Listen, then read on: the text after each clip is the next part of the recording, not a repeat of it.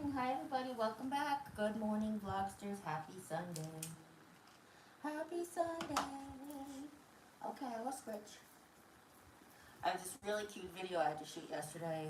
Oreo, Jim took mom out for errands, and Oreo and I were hanging out in the room, and she was awake.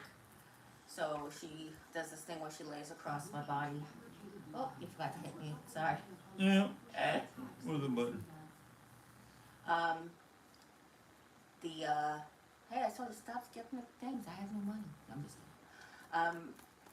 It was really cute. She was laying across me, and then I was scratching her, and then like every time I would stop for something, she would be like, "Rrr," or "Rrr," or make a noise. Or one time she even went, and I was like, "Oh, are you frustrated with me?" But I got it on video. It was really cute. I had to show Jim when he came home. But it's just like anybody else's dog. Demand the scritches and the scratches and the rubs and the scratches and the honey scratches and the butt scratches and the chest scratches. Don't look at me. She's the one doing it. Put your head down. There you go. I do the chest rubs. So I hope everybody had a good week. Yesterday was my baby brother's birthday in heaven. He would have been 42 had he not passed away when he was 38. And it was kind of a rough day, but not too bad. I mean, like I said, Argo made it better. I got to chat with my family, which was good. Oh. What? You hit that spot for about a second. Oh. She was like, Yeah, I don't want her to like go crazy. That's the spot. Right between her shoulder blades happens to be so itchy. And it's a little bit of extra skin too. So I'm like, I don't know if she just can't reach it. But she didn't do this when she was a puppy. We used to try to find her scritchy spot all the time, remember? Lisa Gully said, hi, difficult to hear you. Oh, hi, sorry. I'll talk louder. Actually, Mom, why don't you say good morning to everybody so we can hear how you sound? Morning. Can you guys hear Mom really well and me like, I don't know, give me numbers. If Mom's a 6, I'm a 4, 2, 1, like that. And whatever gray ran across the field just ran back the other direction. Oh, okay. That's alright, yeah. It looked like a great thing. Like honestly from here, because I could see it was so big. Okay. What, Mom? Tracy Morgan said it's hard to hear you. Yeah. Tracy Morgan? Yeah. Tracy Morgan, like the comic? From Saturday Night Live? Must get that a lot, huh? We might have to put the mics in. Second person who said they can barely hear you. Really? I thought I was pretty loud. I get accused of being pretty loud a lot. Jim, Especially when would she's you on the make phone sure- with other New Yorkers. Would you make sure that there's no Bluetooth device hooked up? Other than my Dexcom? I can't turn off Bluetooth. If I have something paired right now, then it makes it even worse. Oh, let's see if we can find out. Hold on, the right corner? No, the right corner. You did the center. Right corner. Pull it down. Yeah, or towards the middle. And tap and hold the Bluetooth. Let's turn it off. It's on. It's all Yes, set. tap and hold it. It doesn't have anything to connect it. Shoot. It just says Bluetooth on underneath it. Yeah. Okay, that's fine. That's all I right then. accidentally hit something that. Yeah, you're frozen. Yeah, I'm frozen because it's got the screen down now. What did you accidentally hit? Look. Alright. It didn't come on. Bluetooth. Okay, nothing came on. Alright, there we There we go, we're back. I don't know if that's gonna make a difference. We were just looking to see. Sometimes my headband dies and I forget to turn it off, and I plug it in, and then when it gets power back on, it comes on, and then that's what happens a lot, where I can't hear what I'm thinking. He can't hear my TV show or whatever. But if you guys can hear Mom okay, maybe Jim can move it a little closer to us. Tracy just said perfect. I guess the sound is better. Oh, okay, good. Yay. Ethel Reed is on. Hi, Ethel. Good morning. She said, I didn't text you because I figured you were sleeping. It's so early and, without feeling good. she says, God bless Sunday morning, beautiful Henson family. And then she says, yeah, I made it in time. Yeah, we just started. Actually, you know what? I just remembered. They don't do daylight savings time. No. Wait, but that means it's really early. Yeah.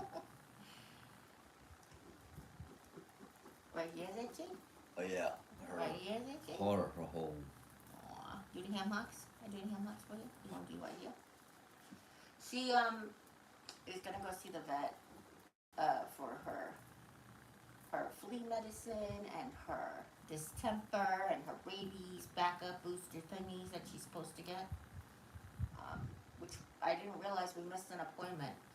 They didn't send. They used to send appointment cards, didn't they, Mom? Like, you know, reminders, like, hey, so and so's got an appointment. Oh, Can't remember. Ethel. Oh, sorry. Ethel says it's 9 o'clock there. yeah. So that's what I'm saying. It's early.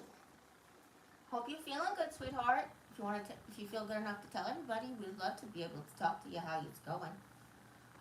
Otherwise, I pray that you're feeling better every day, a little bit better. That was a messy first sip, but it's okay. I got the kind of dress on, or if I spilled something, you didn't know if it was part of the dress, or if I spilled something. You can't have coffee. You can't have coffee. Folks can't have coffee. Take a biscuit. Was that a biscuit? Oh, you gotta work for it. Can I have a toy? Go get me a toy and I'll give you a biscuit. Go get a toy. Go ahead, go get a toy. I don't know if she has any of them. There's something in the bucket. Or you'll get a toy. Her foot washer. Oh, is that all that's in there? That's all that's in there. You got no toys? Yes. Okay. Ethel says hi, Oreo. Yeah, okay. Sit down. You be a good girl? What's she having? She's been such a good girl, right? I was telling you guys, oh, sorry, that's noisy, sorry. I was telling you guys before that yesterday was pretty funny. Can I get mommy kisses? No. Can I get mommy kisses? Okay. Sit down. Okay, relax. Calm down. But Okay, you got food. Right handshake? Okay, wait, slow down. Not lay down, slow down. Right handshake? Left handshake? Okay. High five? Good job. Wait, enough. Sit up. Up. Up. I just want the biscuit, Mom. How many tricks do I gotta do before a treat? Okay, up. Oreo, sit up. Stop. You've been crazy. Hey. No, ma'am. Let's do nuts. Mama. Good job. There you go. My goodness. You act like you didn't just have breakfast. It wasn't enough for her. It wasn't a metric ton worth of food, so it's not enough.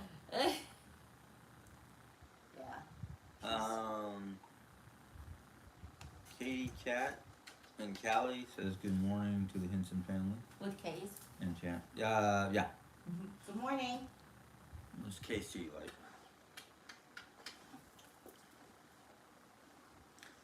Ethelbert says, I'm feeling so. I appreciate the amazing healing prayers. I am, though still going through a lot of therapies, Yeah, okay. medications, MRIs, CAT scans, and you can share about all my health issues. Aw. Well, I would rather it come from you, if that's okay. But she was hospitalized for some health issues. I don't remember exactly. It's got a name that I've heard of before, but now today I've only had one sip of coffee and just took my Ritalin, so who knows? It's cold.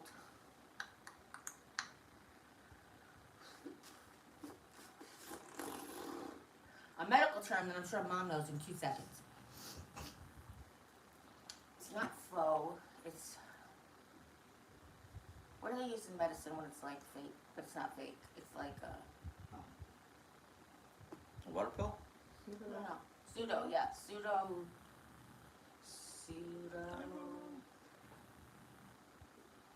Transient ischemic attack. Oh, there you go. That was it. Not even close. Say it again, Mom. Transient ischemic attack. Transient, that was the word I was thinking of. It's not pseudo, but yeah. So between. Ischemic attack. So she had, A mini heart attack. yes, and they don't, Hi. What? What? Oh. and then they don't know why.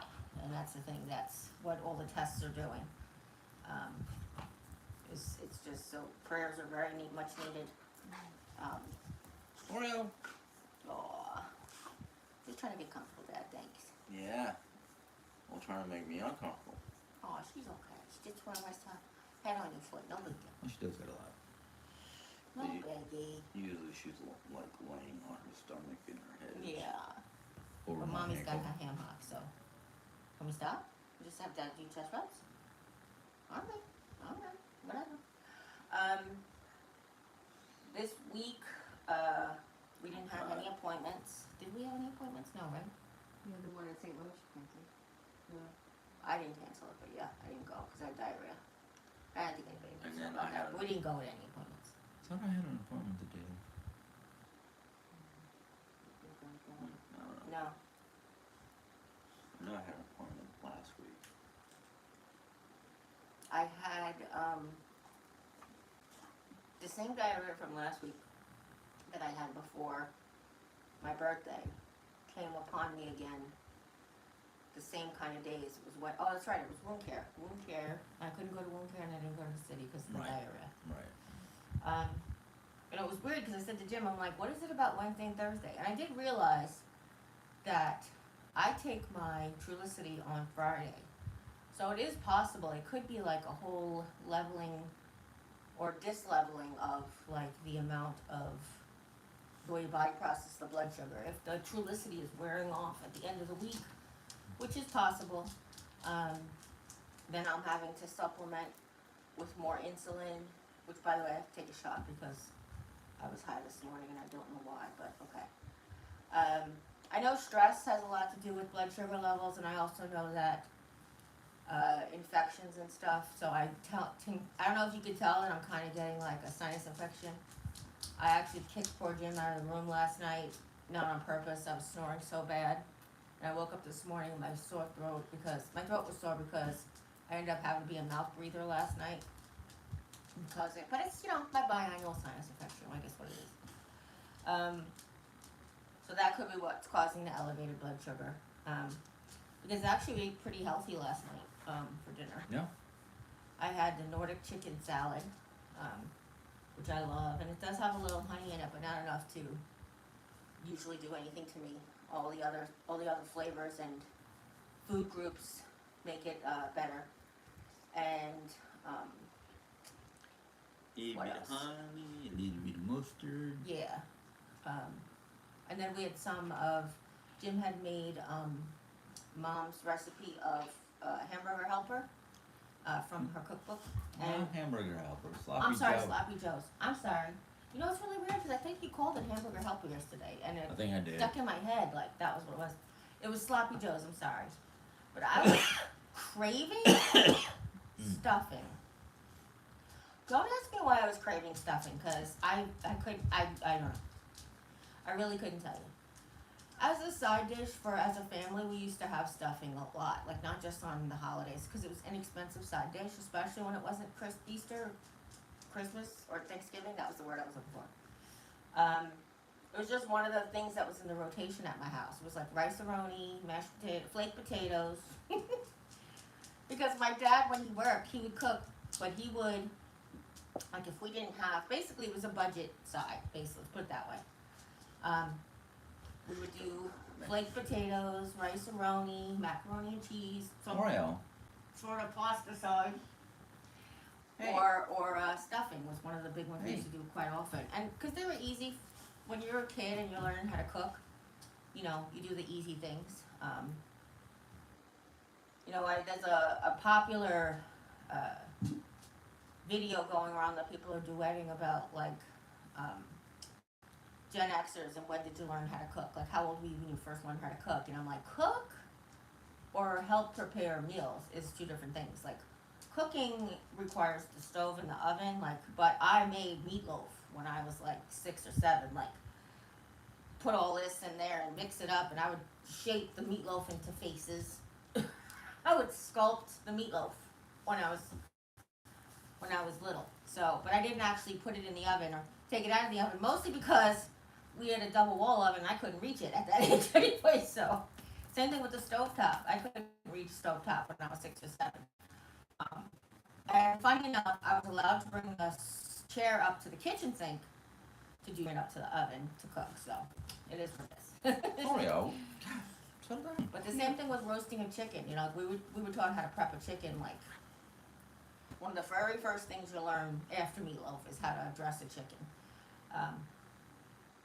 Fiona's mom says, Jeri-Ann, I was wondering if your wound care tried a wound vac on you. No. Okay. So No. she has one Yeah. back surgery. January 62 said we have back to school registration for a 17-year-old this week. We have a 41-year-old and a 17-year-old, both fine now. Cozy with Rosie said happy Sunday, Jerry and Jim. Rebecca Ivy said good afternoon, everybody. Hello, hello. Good afternoon. That's it? You caught up? Okay. Yeah. Is that why you held my name to let mom catch up? Okay. Yeah, because somebody put a 20 in you. What? Mine? Yeah, just rambling on.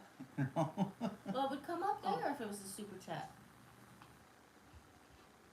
I think somebody put a 20 in you is what he said, right? Yeah. Yeah. Who put a 20 in you? What does that mean? Who put a quarter in you? Oh, no. Still never heard it. Sorry, I was telling a story. I'm sorry. I thought that's what we did here. Oh. Oh. Mama's Diane touching Williams it. said you can't hear. Oh, sorry, Diane. Don't kick me. I think she's ready to go lay down. You see her like getting so sleepy. Yeah. I'm so sleepy, mommy. I'm so sleepy.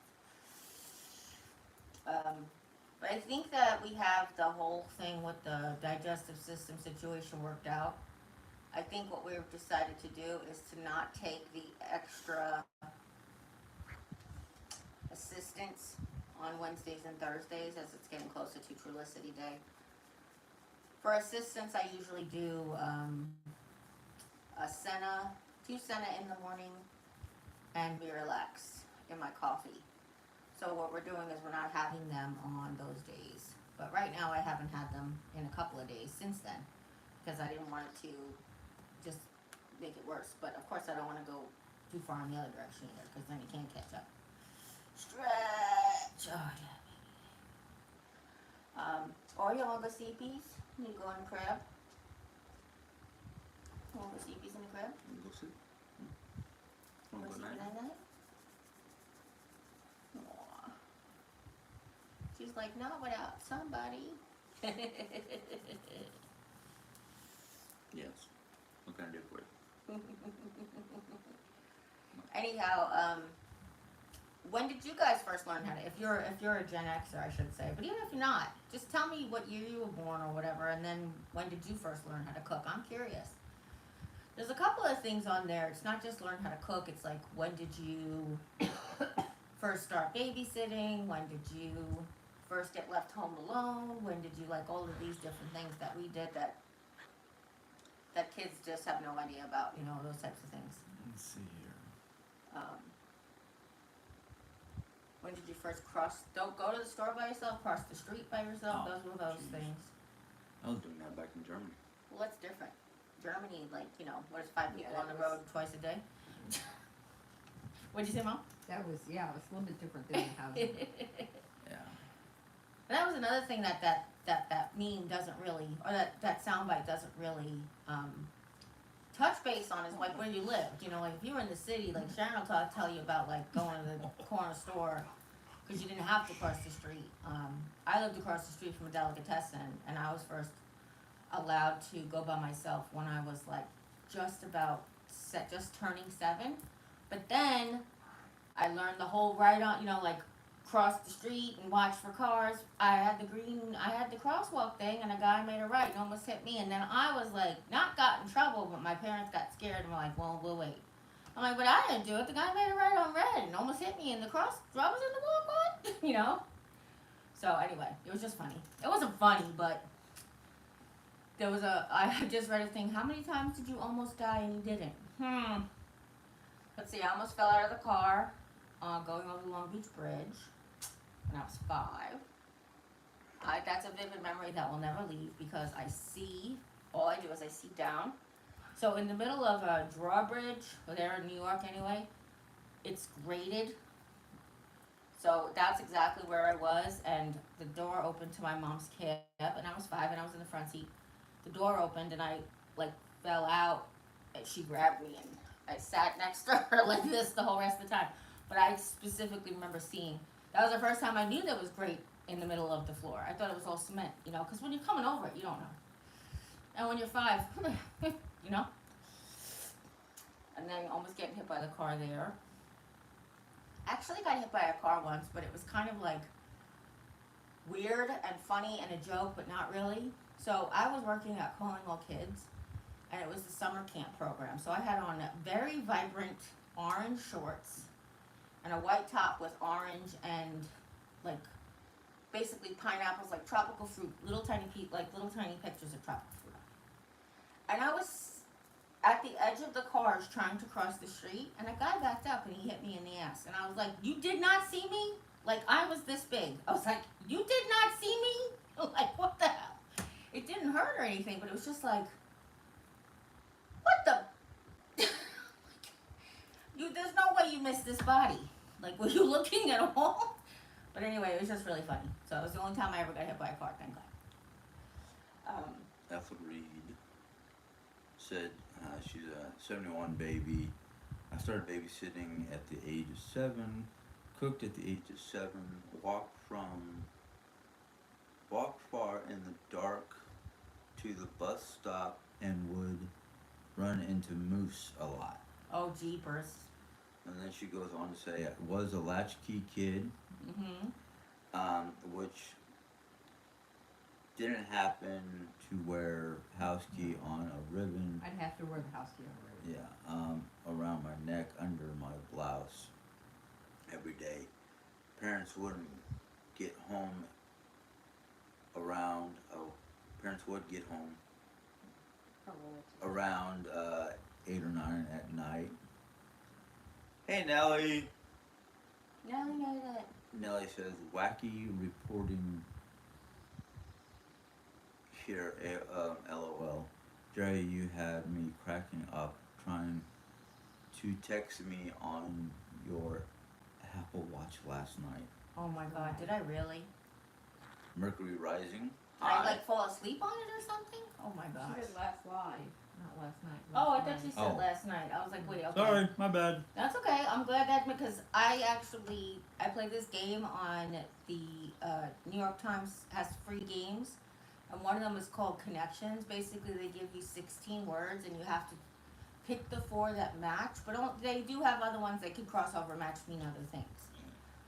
I fell asleep playing that, and I lost. It basically selected all these wrong words. And it was the first time that ever happened, so that made me laugh because I was just the night before last. I fell asleep on my tablet, and I ended up losing the game, which I thought was pretty funny. Which is nice, because when she falls asleep to a tablet, it's right at head level. And if I go roll over too fast, it's like, oh, God. That'll teach you not to roll over too fast. I was a latchkey kid, but oddly enough, being, people think New York is so dangerous, yada, yada, yada. We never locked the door.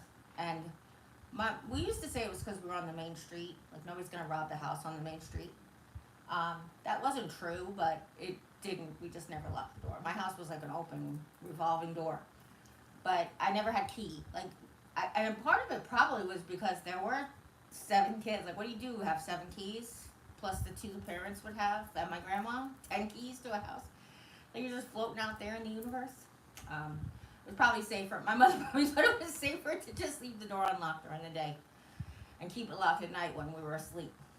Makes sense. But yeah, my first babysitting, I didn't babysit till I was 11, but I was the youngest. That makes a huge difference. I know my sisters babysat for us way sooner than I babysat for anybody. Um, but I babysat for my cousin Mikey when I was 11, and he was 5. And that was my first babysitting job. And then I went on from there, yeah. But cooking was early, yeah. And sitting backwards in the van. Like, they talk about sitting... It's funny because I watched this thing where the guy was showing his kids how the back of an old station wagon was with rear-facing seats. And they thought that was dangerous. And I was like, when you put the seats up, there's a space between them. Me and my sister Julie would fight till, like... And my cousin PJ would be like, who gets to sit between the seats? That was... You talk about dangerous in the back seat. Please, get chopped in half. That'd be great. That's why my mother used to keep the sports equipment. We'd have to, like, sit there with, like, the bats and the softballs, like, rolling around. It's really funny. Sorry. Back in the Hornet that we had back in the 70s, every time we'd go to, come from, when we were living in Arkansas, every time we'd come up to visit family here in Missouri, there's this one stretch of road that's just like a roller coaster. And I was sitting in the very back facing backwards. And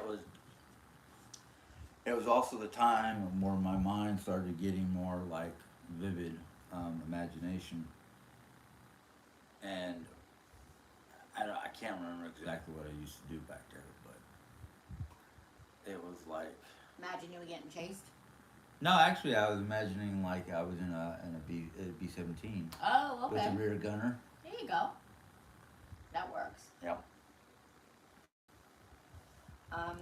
One of the things when I was younger, it's kind of out of nowhere right now, so sorry, that always confused me was the guns on the Millennium Falcon. I couldn't figure out how they were looking at each other, but shooting.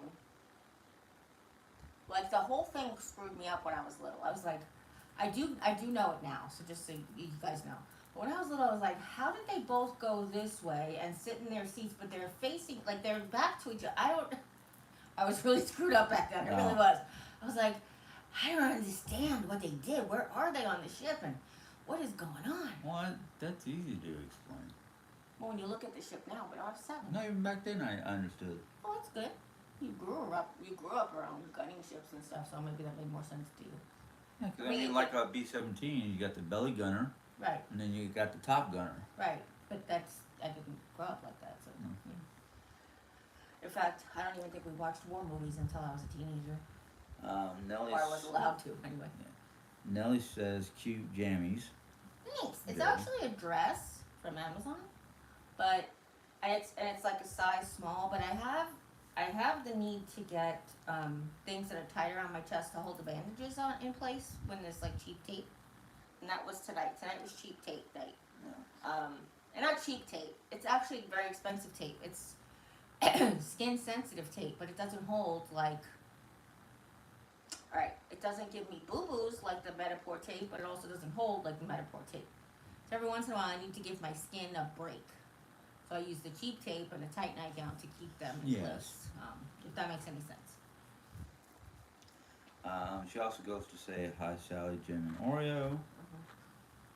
Ethel goes to say I agree. Nelly, Jeri-Ann, you look beautiful in that dress. Nelly down here goes, Jim, how's your diabetes being? Yeah, going. The blood test levels are, they bounce around. Yesterday I think was the worst I felt, because I literally felt like death rolled over. Didn't want to do jack. Wanted to sleep all day, but I had to make breakfast and do some cleaning and dishes. But you're definitely having a low blood sugar day yesterday. Oh yeah. So that probably has a lot to do with it. Yeah, my 2 hours after breakfast was 88. And after dinner was 121. Yeah. So it was really all day. Yeah. And at dinner, he really ate well and we didn't even realize it. We got this gluten-free linguine. It was sort of like you had to rinse it and then heat it with the sauce. Turns out it was Heart of palm. Hearts of palm, yeah. So like he had almost no carbs at dinner because he had that pasta and then um Sloppy Joe. well, the sloppy Joe has brown sugar in it, but that's about the only carbs in the whole meal. Yep. And how much brown sugar to how many pounds of beef and those types of things, it really was no comparison. But anyhow, last night I was like, eat a damn honey bun or something. Like you do something. And so then he woke up this morning. It was a little high, right? So maybe the solution would have been a half a honey bun, or like actually I said about the banana. The banana will help you bring up right away, but it also isn't a long-lasting carbohydrate. So the flour, the baked goods, are slow releasing carbohydrates. The sugar on the honey bun is what gave you the immediate lift, but the fact that you had the honey bun before bed is what probably spiked you this morning. Yeah. But there's a whole lot of that's why he's keeping a food log, for his diabetes journey. He's keeping a food log to see what his triggers are and his times of day are and his. Yeah. Oh, you want me to stop rubbing that hand and rub this one? Okay, no problem. Right. We're gonna have to shift the dog. She's like, oh God, right against my ribs. I'm sorry, baby. What, Daddy? I want to be against your ribs. Yeah, but it Want to be by hurts. mommy's ribs? Want to be by mommy's ribs? No? You just upset now because Daddy made you move? I doubt that. I was telling, I think it was my sister. I think it was my sister Julie. Oh no, it was my sister Julie. She was talking about her new dog and how he's really, really sweet. He's younger than Oreo, but he just doesn't realize that how when they're hurting, he doesn't know how to be gentle. And I said, this girl has no idea how much she weighs or how thick she is. And I said thick with 2 C's, and my sister was like, what's that? And I was like, thick, like dense, diesel.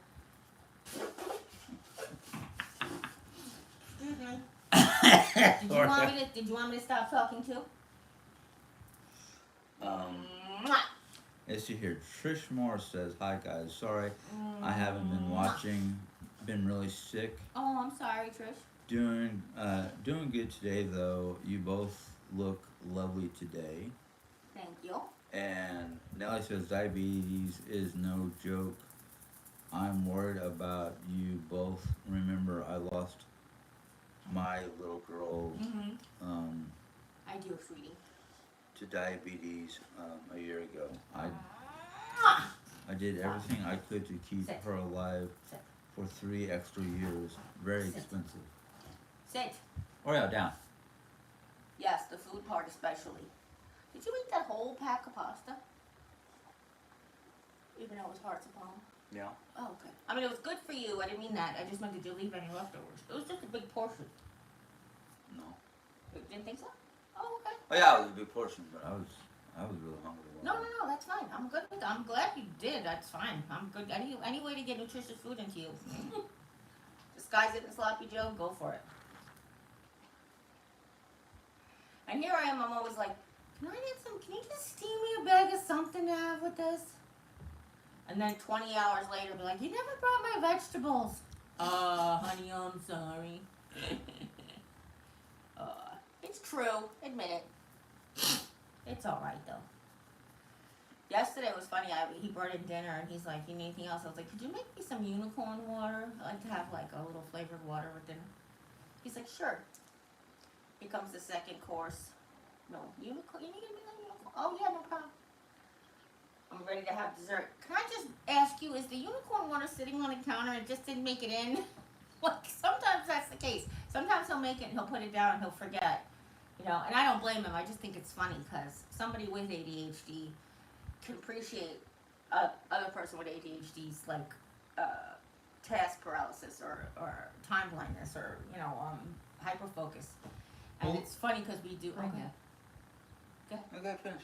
I was gonna say it's funny because we can do that back and forth to each other. Go ahead. Well, the thing is when you asked me that final time before I brought it in, Yeah. I was thinking I had a wisecrack remark, but I didn't say it. Said I'm waiting for the unicorn so I can milk the water. crack them open. What were you gonna say, Mom? Brain dead. Oh, brain dead. Yeah, it's just funny. It's funny because he gets like he'll come out here and he'll get so distracted. Oh. And then sometimes when he's bringing stuff out, he'll put it on the TV because he's got to do something else real quick, and then he'll just leave it on the TV, and I'll be like, "My water, can I have?" Sometimes I can just get up and get it, or at least go out there and say, "Hey." If you would have come out here to say, hey, I would have been like, there's the unicorn Yeah. stuff. There's Yeah. That's what I meant. Sometimes I can kind of do it, but sometimes I can kind of come out and only just like stand at the buffet and just be like, "Hi, did you forget me?" Nellie says, no, the constant veterinarian bills, Jerry, but she was worth it. Thousands and thousands of dollars. And then she goes to say, how's the sweet Sally doing? Yeah, hanging in there. Try to stay warm. Whatever. It's only 71 out today. We got the house open. Alexa, what's the current temperature? That's our value.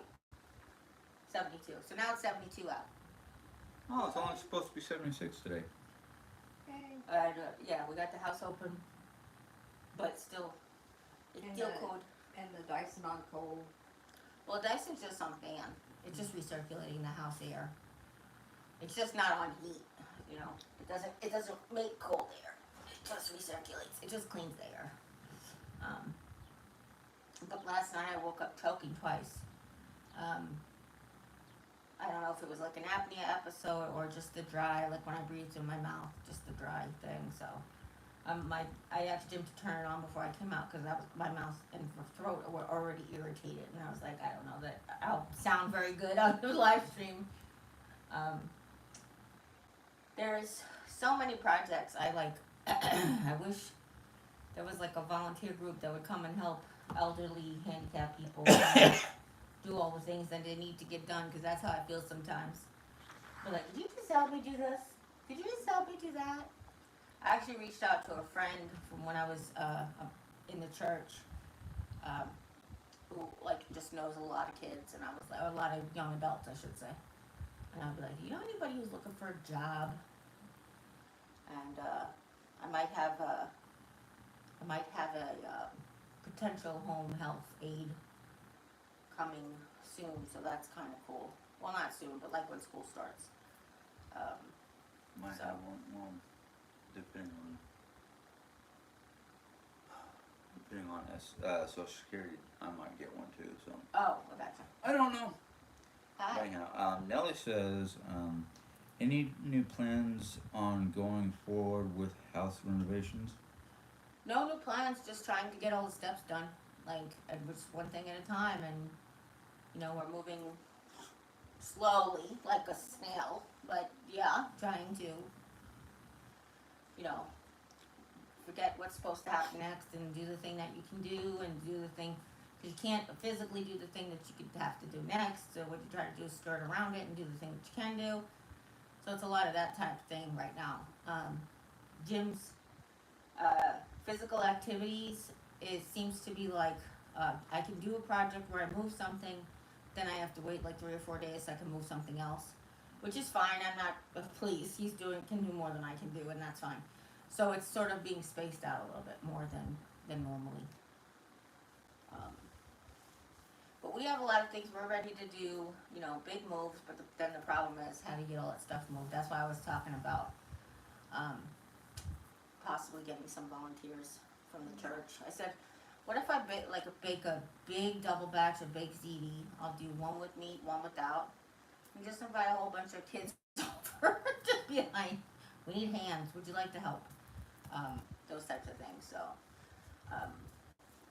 it'd be good to have everything set up for them to like come in and just do it all. Like, we're gonna move all this stuff. I need help moving all this stuff at once, you know. I said keep trucking forward. Oh, absolutely, absolutely.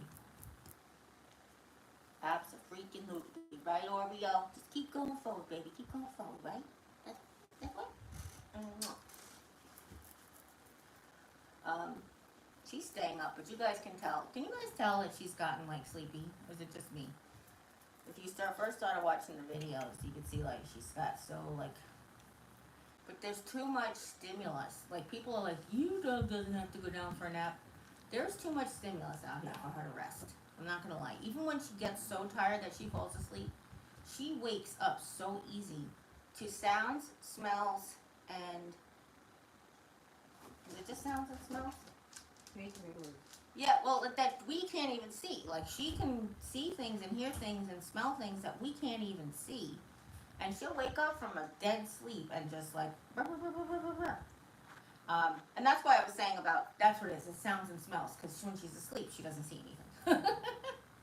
But she can sense something, that's what I'm trying to say. She can sense something that we don't even see out there. Whether it's dangerous. We were just talking earlier this morning about like her instinct to know the difference between what she can dominate versus what can dominate her. Like, you know, if like yesterday we saw a groundhog, and groundhogs are big, but she wanted to go and get that groundhog like nobody's business. Man. But Jimmy was telling me that there's something by this tree here that when it comes out or gets stirred, scares her. So I'm thinking like, if there's a snake by the tree, or even bumblebees, like whatever, she knows what can hurt her versus what she can hurt. And it's kind of wild. Like, she's not scared of any bunnies. Like, the bunnies can come and jump in place and that's it. She won't care about that. No, she'll want to try to go out there That's and what I'm saying. get them, but Yeah. But she knows the difference from what can scare her. What can harm her versus what she can harm. Yeah. oh yeah. We had the exterminator come this week because we had stirred up in the craft room. There was a few little four-legged furry creatures living in there, and moving the stuff around. We stirred them up, and Jim saw them out here. So we're like, oh, it's time to get the guy to come. But it's kind of like near. He usually comes once a spring, Yeah. but we held him off till summertime. Mama, where you going? For the most part. For the most part, yeah. So whatever this thing is gnawing at my walls. Oh, That's a mouse. where? Well, he said he didn't see any sign of it in my room. Oh, Maybe they haven't found the way to get out of the walls. is it in the steel?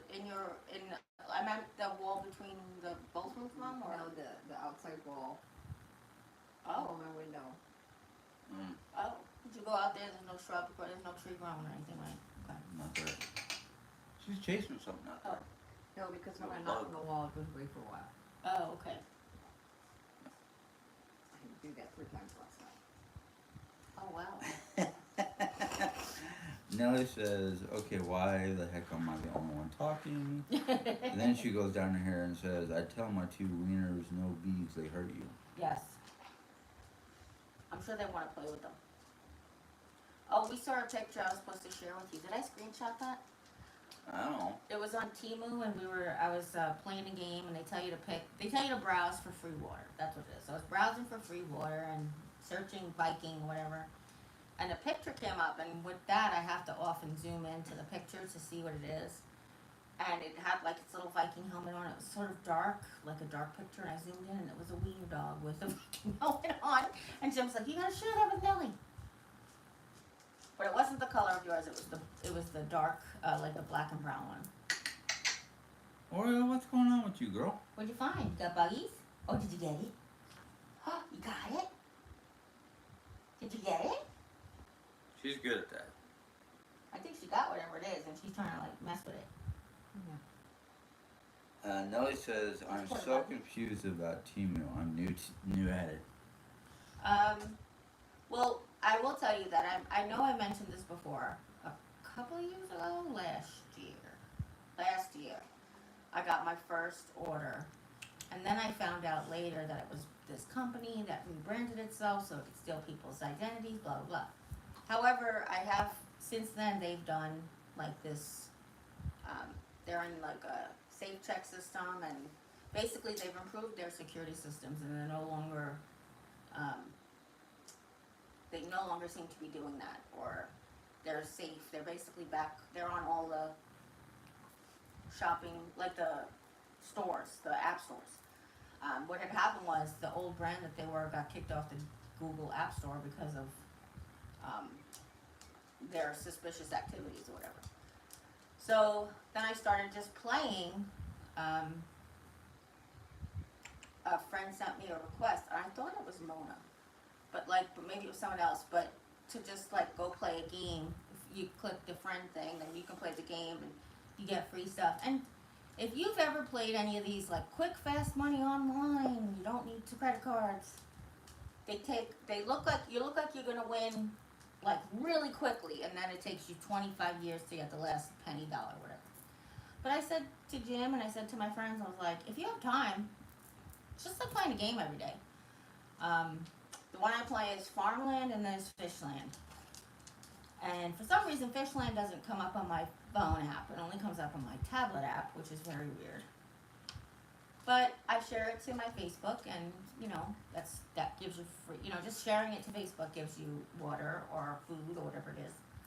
And then you just try to like grow your harvest, and it's just fun. You feed a dog 3 times a day on farmland. You open chests, they give you free water. There's actually a parrot, I think. It could be a toucan. I'm not really supposed to show what it's supposed to be. But there's a bird I think it's a toucan. that actually encourages you to drink 8 glasses of water a day. So they ask you, did you drink your glass of water? And you say yes, and then he gives you a little water. And you can do that. You do that 8 times, and you just collect water and stuff. That's a lot of fun. It's fun, and you get to see which friends are like participating and stuff. It's actually a lot of fun. And I have gotten something free. Did you share the free little plaque thingy that you got? No, I haven't. Oh, okay. Not yet. It just looks like a Viking shield, but it's just a little wood round with a picture of a Viking shield on it. But it was absolutely free, even free shipping. So I was like, hey, you got something free, woohoo! Yeah. And I got another free thing coming, but I don't want to tell Jim what it is because it was something for him. So I got another free thing that I earned this last week. Nellie says, I never get the free stuff, but I spend the money. LOL. Then she goes to say, I used to love playing Bowling King, but they did away with it. On Temu? I guess, I don't know. Oh, wow. And then Trish Moore says, I play both of those myself. I do get free stuff all the time playing those. Yeah. They're a lot of fun, too. I'm like, if you have nothing like me, what do I have to do? Lots of research. I can watch this TV show one more time. I actually just started watching Your Honor. I didn't just start watching it. I watched it like last week ago. And it's really good. It's with Bryan Cranston. And I didn't realize that it was a Showtime show, but it's on Netflix. And it's really good. And the ending of the first season was like a Mickey Spillane type of twist ending. I loved it. And now I'm into the second season, and it's really good. He's a really good actor. And it's really funny because he's been in some really crazy roles over the years, but it's like they didn't really use all of his acting prowess, if that makes any sense. So to see him in this, he's just extraordinary. Like, he just goes the whole gambit of every emotion you could possibly have. It's a really good show. So if you get a chance, it's really nice. It's set in New Orleans. Oh, excuse me. Dogs can't have coffee. The digital assistant said dogs can't have coffee because of caffeine. Hey. So you can't have coffee. Would you like another biscuit? Is that what this is? You sure you don't want to go lay down for a biscuit and go to Seeps? Want Daddy take you to Seeps? Want Daddy give you a treat today? Yeah, want that? So I want to tell you, like, when we said the honey buns are for the dog doesn't get a honey bun. She gets, like, the little twisty end, and, like, maybe once or twice a day. You get a piece like that big. So it'll take her, like, almost a week to eat a whole honey bun. Unless Mommy's got low blood sugar and she wants some. But they're not my favorite, so, I mean, I do love them. They're just not my favorite. If I'm going to spend my carbs on something, it's not going to... I guess what I'm saying, if I only had 20 carbs for the day, I wasn't going to spend them on a honey bun. I'd pick something else. Yeah, Nellie says Oreo senses something behind the couch. Could be her toys, because she loses toys back to left and right. She's got so much stuff back there. tennis oh, ball. she got the pose. She's posing. Like, here, let me do like a dog show. Put your foot up, yeah. Oh, you fell down. Daddy touched your tail and you became paralyzed. Is that what happened? Is that what happened? So I want you to know, I've had comments, people asking me about like, no, Jerry's so weak, she can't hold him. But this isn't picking up the dog. This isn't picking up the dog. This is the dog's body weight against my body. And even when she lays on me in bed, if she's in the right position, because sometimes she'll land in the wrong position, it'll hurt. But when she's in the right position, it actually feels more like a weighted blanket or like a therapy ball than it does for her to cause pain. See you, Trish. Bye, Trish.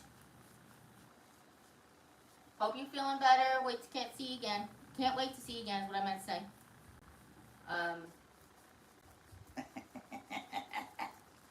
Mama found the spot. Okay, I'll stop.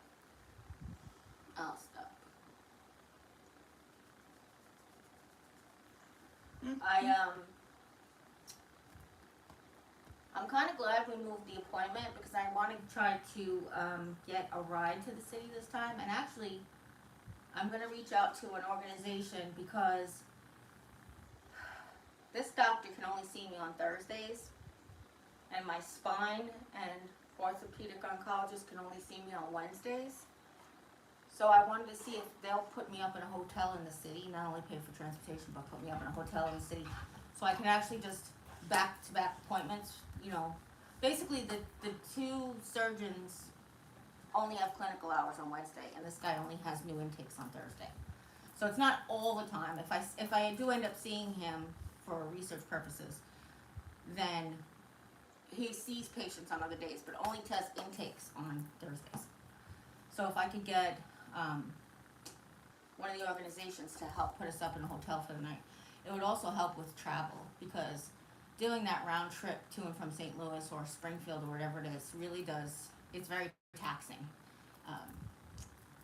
And you never know like what the day is gonna bring. You know, like the only reason that we didn't go is because my diarrhea was not as severe as it was the day before, but I wasn't about to take it on a 2-hour road trip to a place that I'd never been before, not knowing exactly where the bathrooms were and X, Y, and Z. So, you know, that's part of it. You know, that's part of it, for sure. Yes, Nelly, I am doing better today. She asked, or she said, Jimmy, you look happy today. I'm actually in a good mood. I slept well last night, even though I had to come out here and sleep for a couple hours, which I don't mind. But I guess after yesterday, I mean, everything feels better. Yeah, yesterday was kind of like, I noticed a pattern, and I don't want to point it out because then I don't want it to. Sometimes when you point out a pattern, it increases the behavior, and sometimes it reduces the behavior because people will point it out. But Jim seems to be really good in the morning until he has to make breakfast for everybody. I don't know if it zaps all his energy out or if it's just like he feels away. But I've always said to him, I'm like, you sure don't want me to cook? He's like, no, I enjoy cooking. He's just that when he's done, he's like, wah, wah, wah, wah. So I don't know what it is. I'm always like, what is it? Like, can I do something to help this? And he's like, no, I don't know what you can do. And I'm like, all right, well, I'm here and trying to make it easy for you. What? Hi.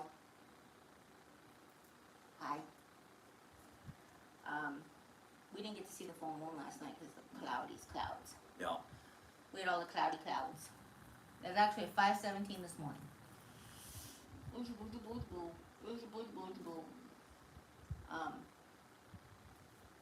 So what else is going on? Anything else we need to know about? I don't know. But this week I have oncology tomorrow, wound care on Tuesday, and anything else that you know about? No, that wasn't on the phone. Yeah. No, oh, wait a minute, the 23rd, That's Tuesday. I have, do you have an appointment on 23rd? Yeah, wound care. What time? I'm not on it. Because I have an appointment with Alexa, what appointments are on the 23rd? Oh, she's not. Never mind. Stop. Alexa, cancel. She's not got any sound on her. And Oh, there you go. She brought up the calendar.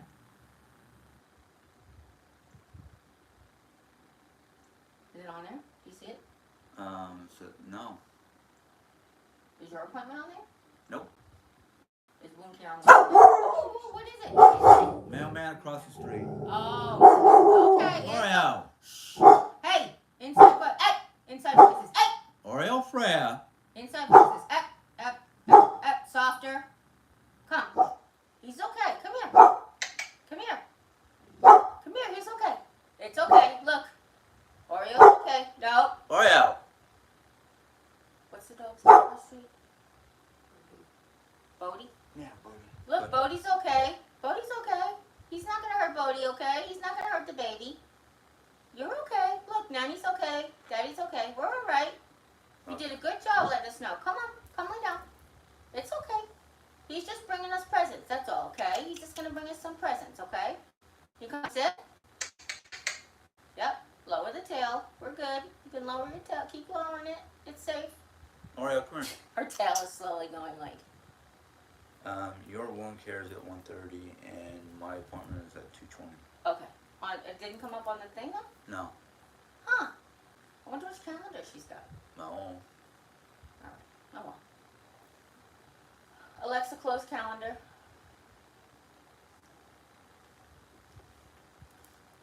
Do you have a remote? I don't. Oh yeah, I do. Alexa, return to YouTube.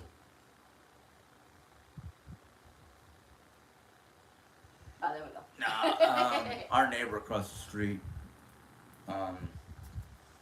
They had a package delivered and she saw It's the okay. mailman and just went off. Oh, because it's Sunday. Duh. Yeah. And her dog friend across the street, lives across the street. So I had to make sure he's okay, right? Bodie's okay? Yeah. Bodie's okay, Let's see right? here. Nellie says must be going around. I guess my moods or something or whatever, Oh, or our health, whatever. I don't know. Maybe we missed it. Nellie says keep those appointment, Jeri-Ann. I do We the all best I care- can. You know, we all care about you. I do the best I can. Honestly, if I can go, I go. I mean, I don't like to miss them, to be honest with you. Especially something like wound care. So now, like, I'm out of wound care supplies. I'm making things up as they go. Not out. I have my own, but I don't have the ones that they use. They have this one bandage that lasts for 7 days. And what really stinks is once a month you actually have to see the nurse. And the last appointment that I had when I had the diarrhea, I was supposed to see the nurse. And you know, these things, it's like, when I go locally, I will go if I have diarrhea, but they don't want you to come. Because in case it's contagious or viral or whatever. So that's another thing. So,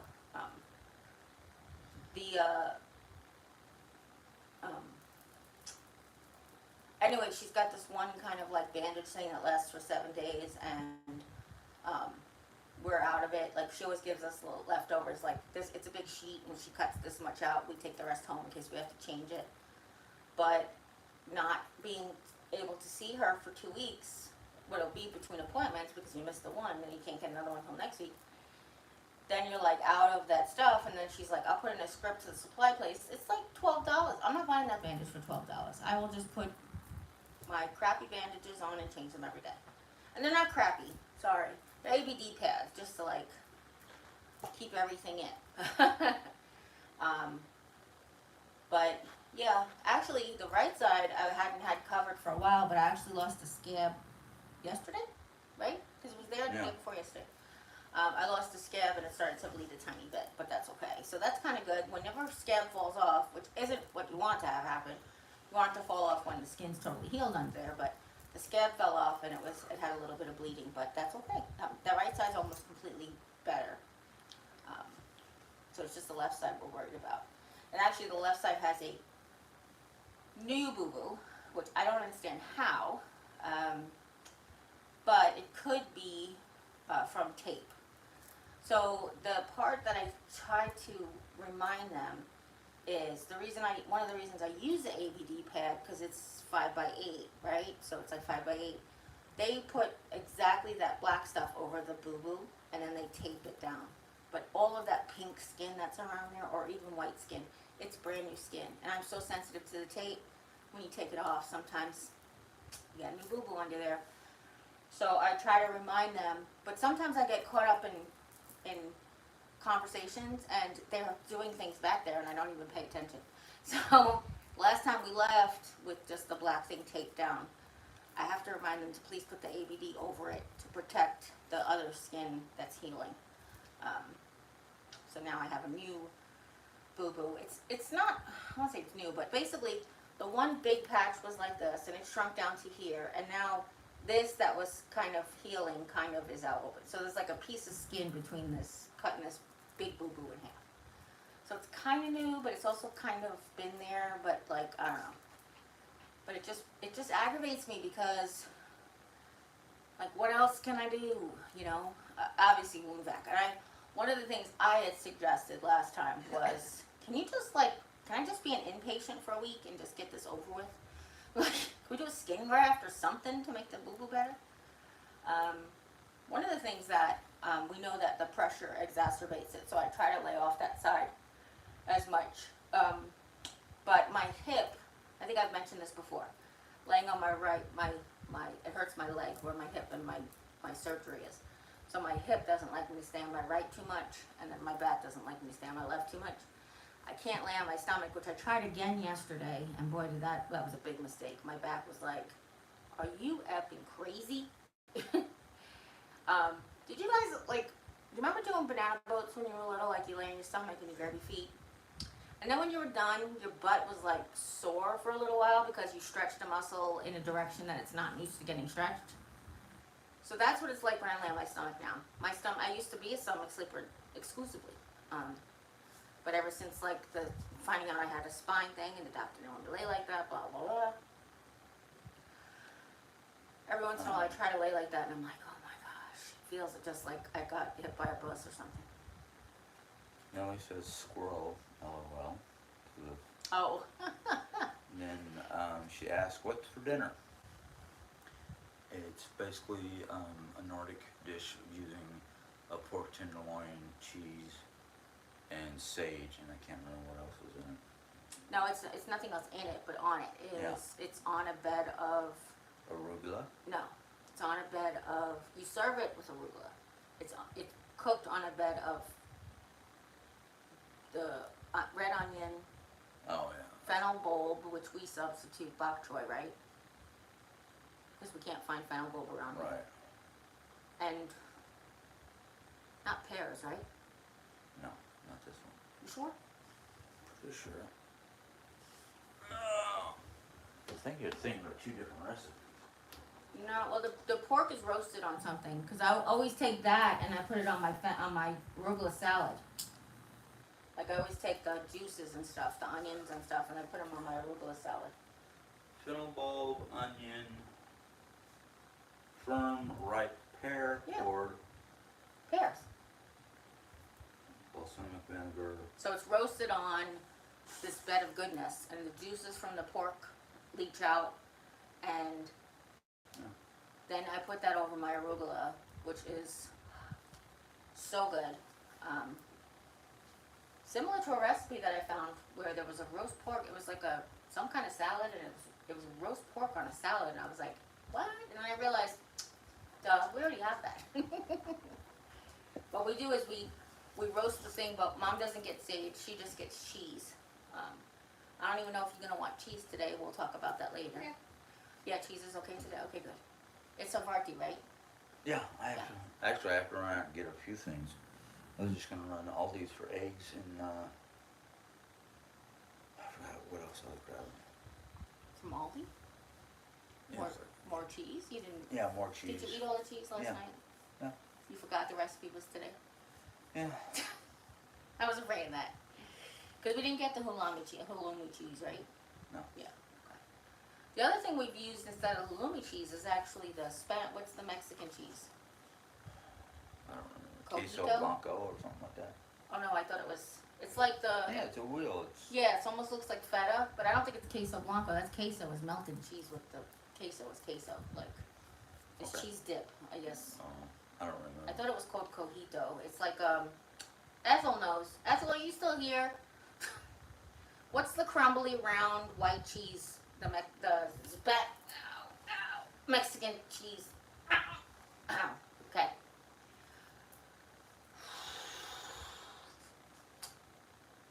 Sorry. I hurt my back scratching myself yesterday.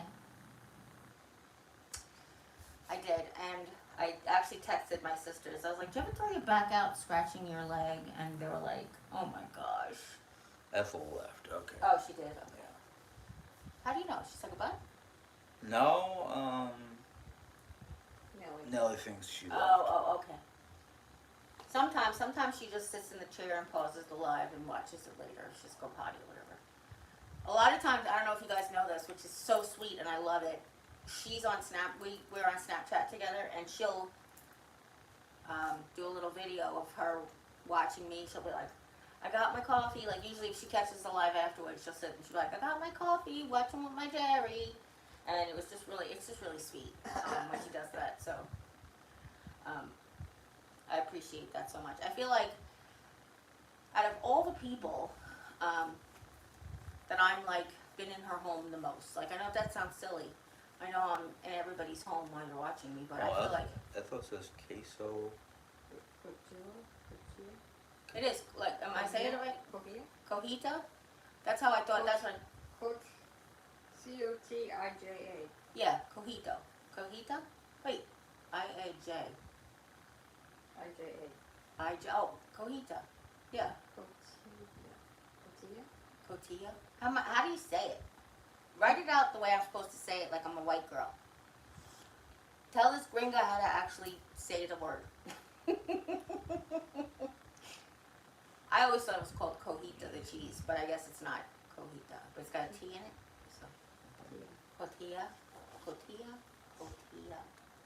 She said on here, sorry, I'm not fast lady. It's okay. I heard you. Cotija. Cotija. Okay. Yeah, because J always sounds like a. So I butchered it because I left the T out, but or I put the J in the wrong. I put the T in the wrong spot because they say cojita, right? Okay. Yeah, that happens sometimes. I joke because my best friends have been Latina since I was 9. I've had my best friends. Probably even before you were 9. She is. Oh, my best friend. Okay, basically that was a good one, Mom. That was actually a good one. Since I was 9, my best friends have been Latinas. Oh, mostly Puerto Ricans, because in New York that's what you get. And in all those years, I learned how to say "que horas." But if you told me what time it was in Spanish, I wouldn't be able to tell. But I know, like, very, very few, and it's really weird to think, like, you didn't pick up anything after all those years. But, no. The answer is no. It's just really wild. My first best friend, Maddie, Sharon, and Sharon never really spoke Spanish unless her grandparents were there. Maddie, I didn't go to her house much, more like she came over ours or we went out places. And, her brother Edgar, like, again, I never went to their house, just like we were in the band. And then Carlos is probably the closest I had to learning any Spanish, to be honest. And a lot of it was like Spanglish. When we took his little cousin out, and his cousin was 4, and he was like, yeah, he doesn't really speak at all. And I was like, well, it's really difficult for bilingual children to speak at a young age because they don't know what they're supposed to say when is it appropriate to use Spanglish and when is it not appropriate, or when do you use just English, and what do you call this, and what do you, so they sometimes have a delay in speech. It's got nothing to do with the developmental delay or anything. It just, that's what happens. They get confused. So we took him out, and that was probably my first big lesson in learning Spanish. Kind of weird though, because it's such a beautiful language, and I always love listening to it when they talk. I'm always like, oh. But the best story I could ever tell about Spanish speaking is that I had a friend named Dora. Her name was Dora, and her last name was Italian. And her father was Italian, but her mother was full-blood Puerto Rican. So she spoke Spanish fluently. And we were in a diner, and she didn't look Spanish at all. She basically had like these big giant eyes, and she looked Italian, if anything. And we were in the diner, and Carlos was there, and they always see Carlos, and they talk in Spanish back and forth, or whatever. So I don't know if Carlos got up or whatever, but the bus boys, or the waiter and the bus boy, they were talking about us at the table, and Dora just in full out Spanish was like, oh, by the way, my mother's last name is Rodriguez, and they shut up, they turned, like, I've never seen brown skin turn white so fast in my entire life. They were so embarrassed, but it was just hysterical. It was like the best story ever. Sorry. Ethel says, I love Snapchatting with Jeri-Ann. You are an honorary Latina. I got my card. Or Now- Latinx, yeah. right? Latinx now. Nellie says, Snapchat, Ethel, I give you credit. I can't stand being on camera or picture. I guess Sally and I have something in common besides chocolate. Well, I tell you, Nellie, you know your garden pictures that you send me, you can Snapchat them. Ethel does a lot of stuff where she's not on camera, especially like during the summertime when it's like the what do they call it, the land of the midnight sun, because she'll take pictures of her yard and the sunset, and it's 10:30 at night, and this is what it looks like 10:30 at night, and she'll take me around and see her wildflowers, and I love her dog. I want to say Cooper, but it's Copper, isn't it? I always do that. Whatever I'm thinking it is, it's the opposite. Is it Cooper? It's Connor? Ethel, tell me the name of the dog. But she takes me around. Even when it's snowing out, she shows me the beautiful snow, the icicles dripping off of her house. But you can do that on Snapchat. You don't have to be on camera.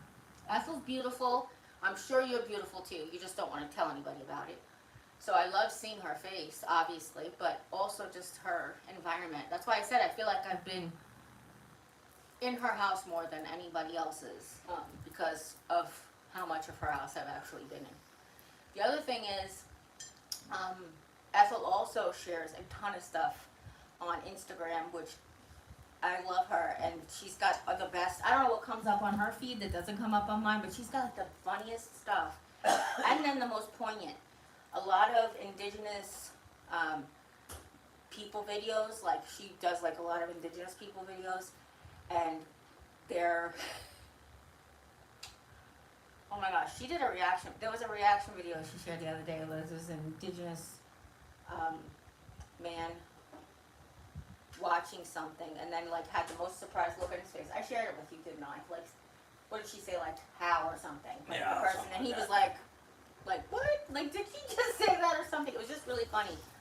But she also shows me like cultural things and political things. Just, it's such an amazing, like, I feel like we have such an amazing relationship. And if there's one, if I can only visit one person on YouTube, Let's see here.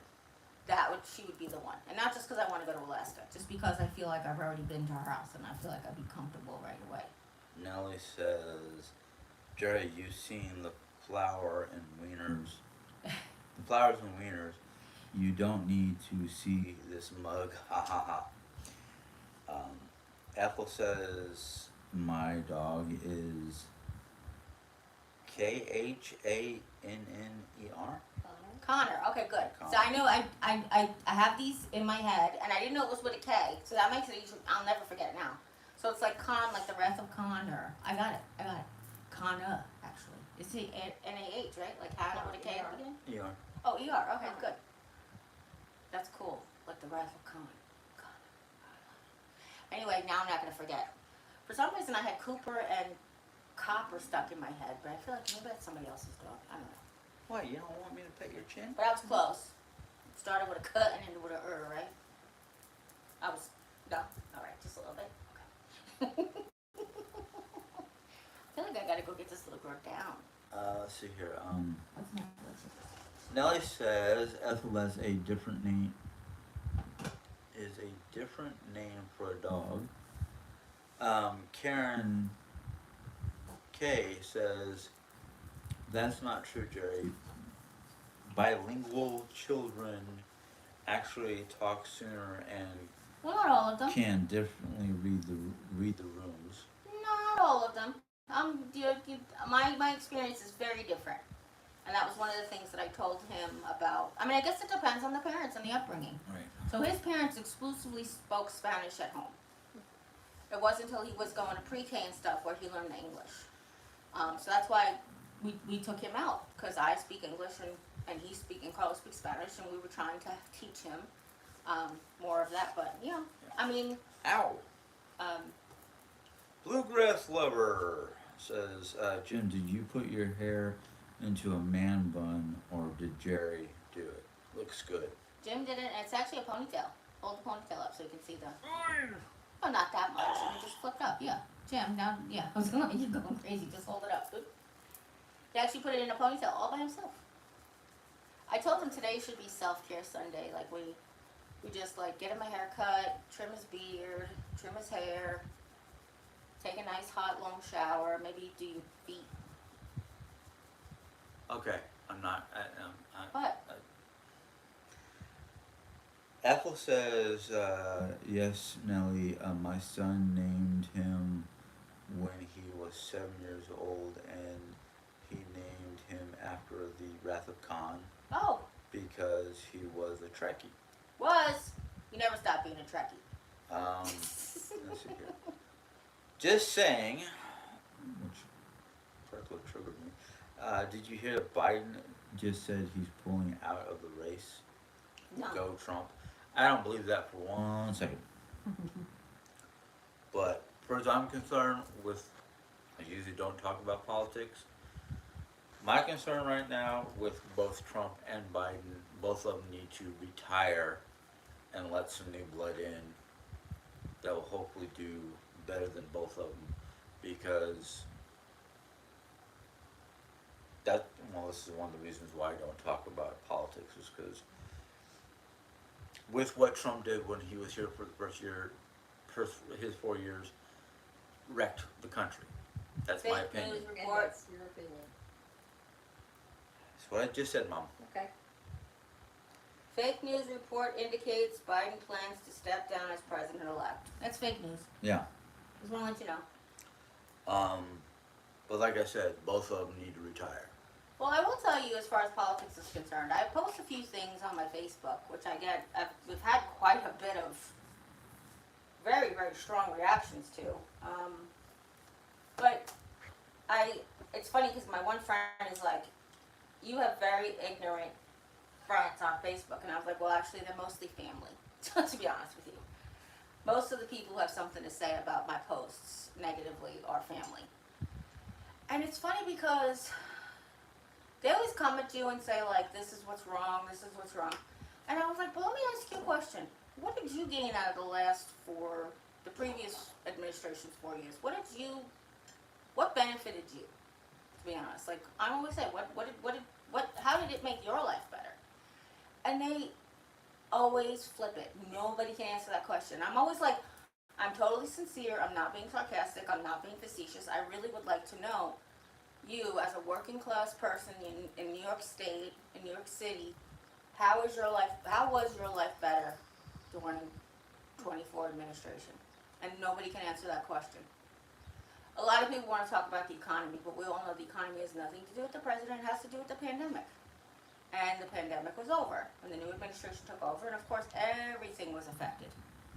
The fact that the gas was so low during the previous administration was because of the pandemic and nobody was driving, and it was a supply and demand issue. You don't need a degree in economics to see that that's how things work.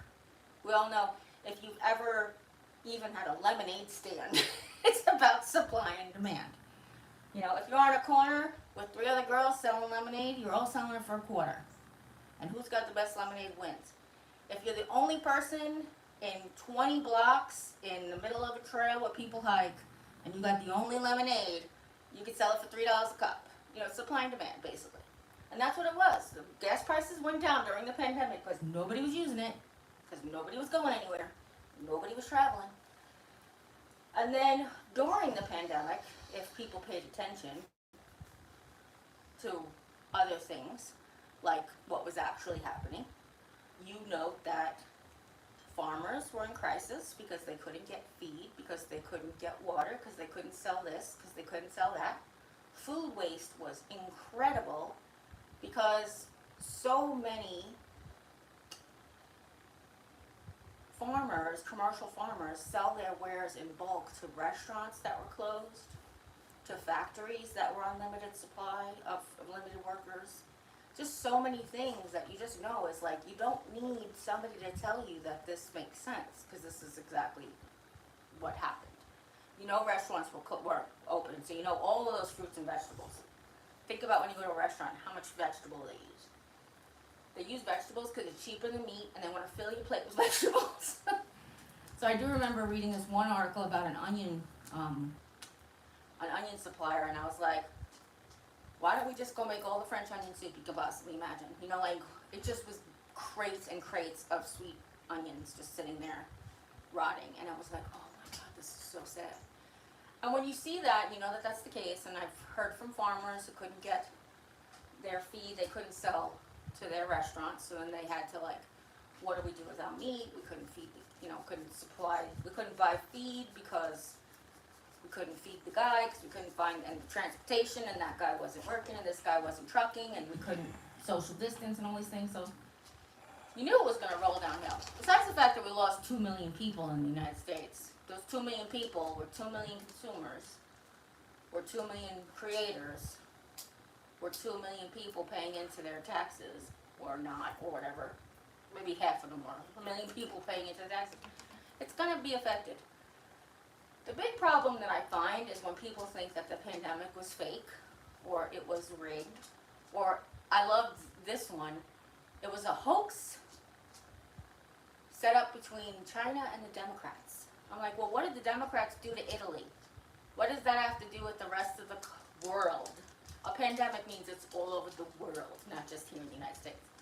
If it was just an epidemic here in the United States, I could kind of say, well, I can see where your conspiracy theory would come. However, what did we ever do to Italy, or what did Italy ever do to us that we're going to go give them the worst cases of the pandemic ever? Come on. You have to have bigger brains than that, especially because you think you're, like, we hope you're educated. We hope you're making educated decisions. Those types of things. But anyhow, I had friends talk about gas prices, and I'm like, yeah, because people are driving now.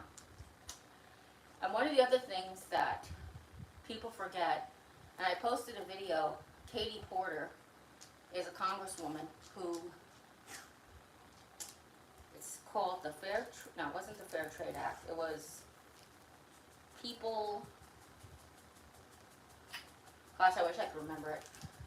She basically did a video about the cost increases during the pandemic, or after the pandemic, and she showed in the chart, and the person who was there was agreeing with everything in the chart, that the majority of the extra money that we went to bonuses and went to, like, you could see it, and the guy's not denying it. Like, yes, stockholders made money during the pandemic, and we are the people who pay for it. Hi. What's up, Buttercup? I'm not moving the tablet. You want to FaceTime somebody? You want to FaceTime somebody? Hold on a second. Let me just look up in my history video, okay? Hold on. Because I looked it up yesterday to share the video with somebody. It's on here on YouTube. And if you type in Katie Porter, and then inflation, it'll come up. The video will come up. Maybe it wasn't here on YouTube. I mean, it wasn't here on Facebook. Hold on. I mean, my iPad. Good Lord Jesus, I can't remember words.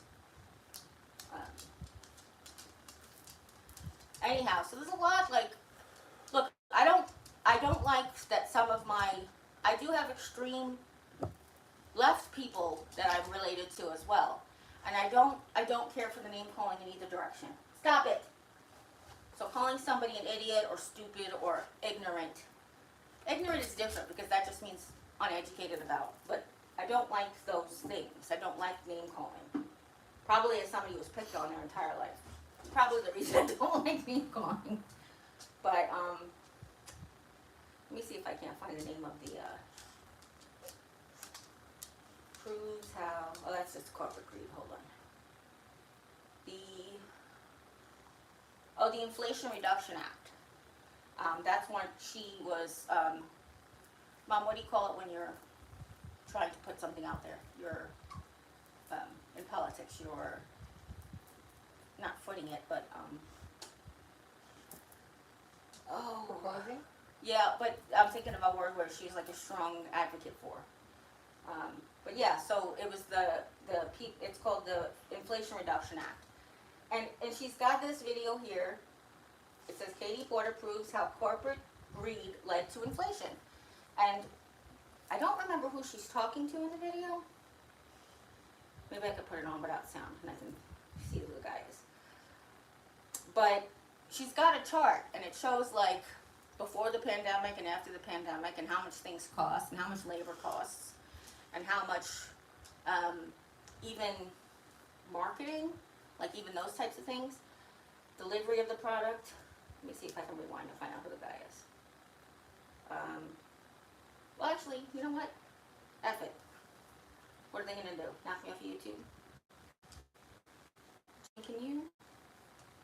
It's Mr. It is 54%, and then Oh. it does say that. According to this chart, what is the biggest driver of inflation during the pandemic? The blue is the dark blue is the recent period. It would be corporate profits. And what is that percentage? It is 54%, and that number does stay that level of high if you update that number to more recent numbers as well. Congresswoman Katie Porter brought her whiteboard out again to inform the American people about what's really driving inflation. Now, we've talked about inflation on the show. I think there are multiple factors. I didn't know this was this video. Yes, the unit price.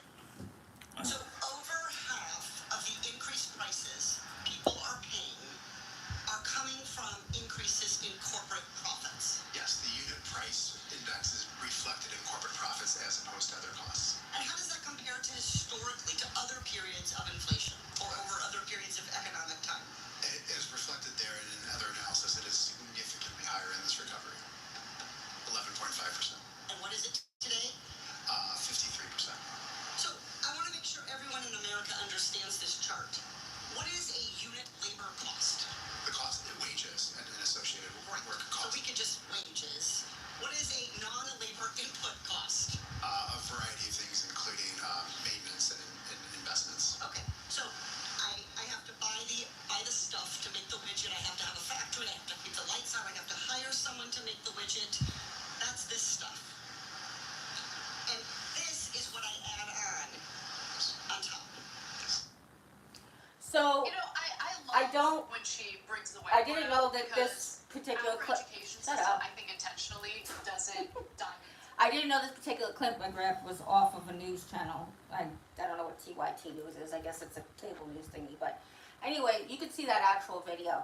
It was actually on C-SPAN. So it's not like it was, you have to go to Dems.com to see it. You know, you can go to C-SPAN, which is politically neutral. Because all it does is, has no commentary. It just records what's happening in the government. Whether it's boring meetings about, should we increase the size of streetlights to, you know, major things like this. So you can see here that this is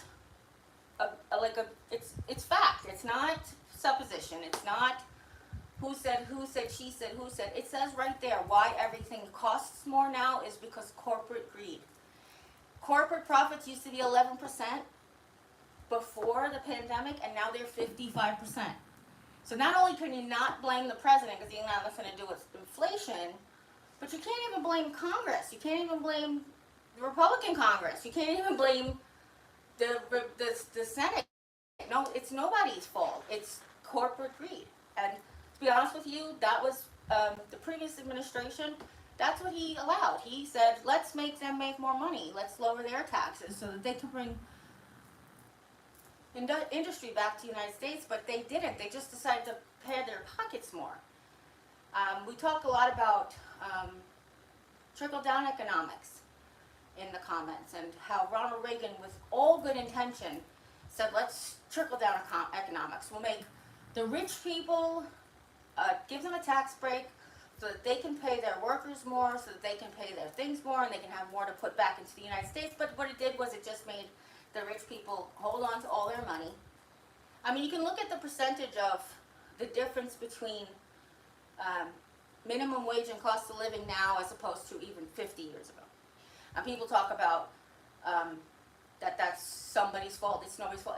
It's you can look back to where it started. I don't blame Ronald Reagan, but that was his plan, and his plan just didn't account for greed. He didn't account for greed. And all of his sincere hope that people would do the right thing, they just didn't. And that's just gotten way worse since then, since the 80s. And it's increasingly got worse since the 80s. And then, you know, we came out in movies like Wall Street, greed is good. And like, let's encourage everybody else to be like that whole thing. And then, you know, now today's day and age, with all of the social media people becoming instant famous, instant millionaires on Instagram and TikTok, there's no sort of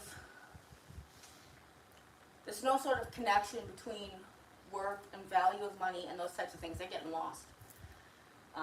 But anyway, yeah, it's I'm not trying to be like whatever, the 1%ers, but look, they don't pay their fair share.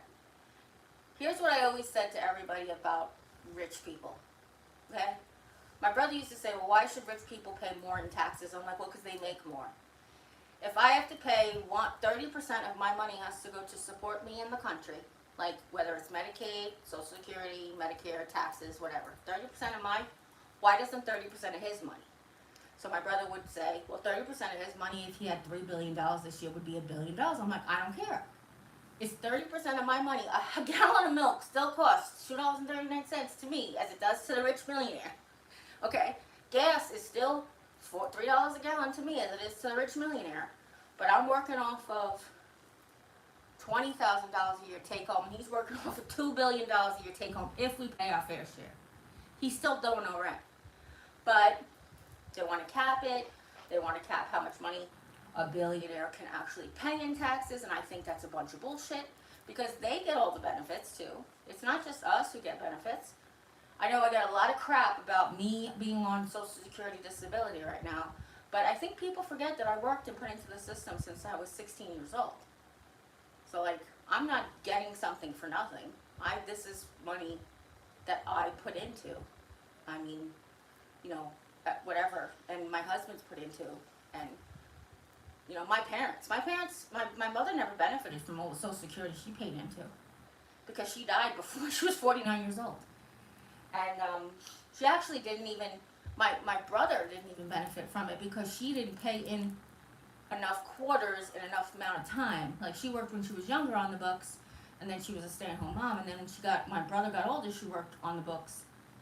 But she only had 8 years or 7 years in the books, and you need to have 10. So she died before her 10 years, and nobody got her Social Security except it went back into the system. My father didn't get a death benefit. My brother, who was only 9 at the time, didn't get any support.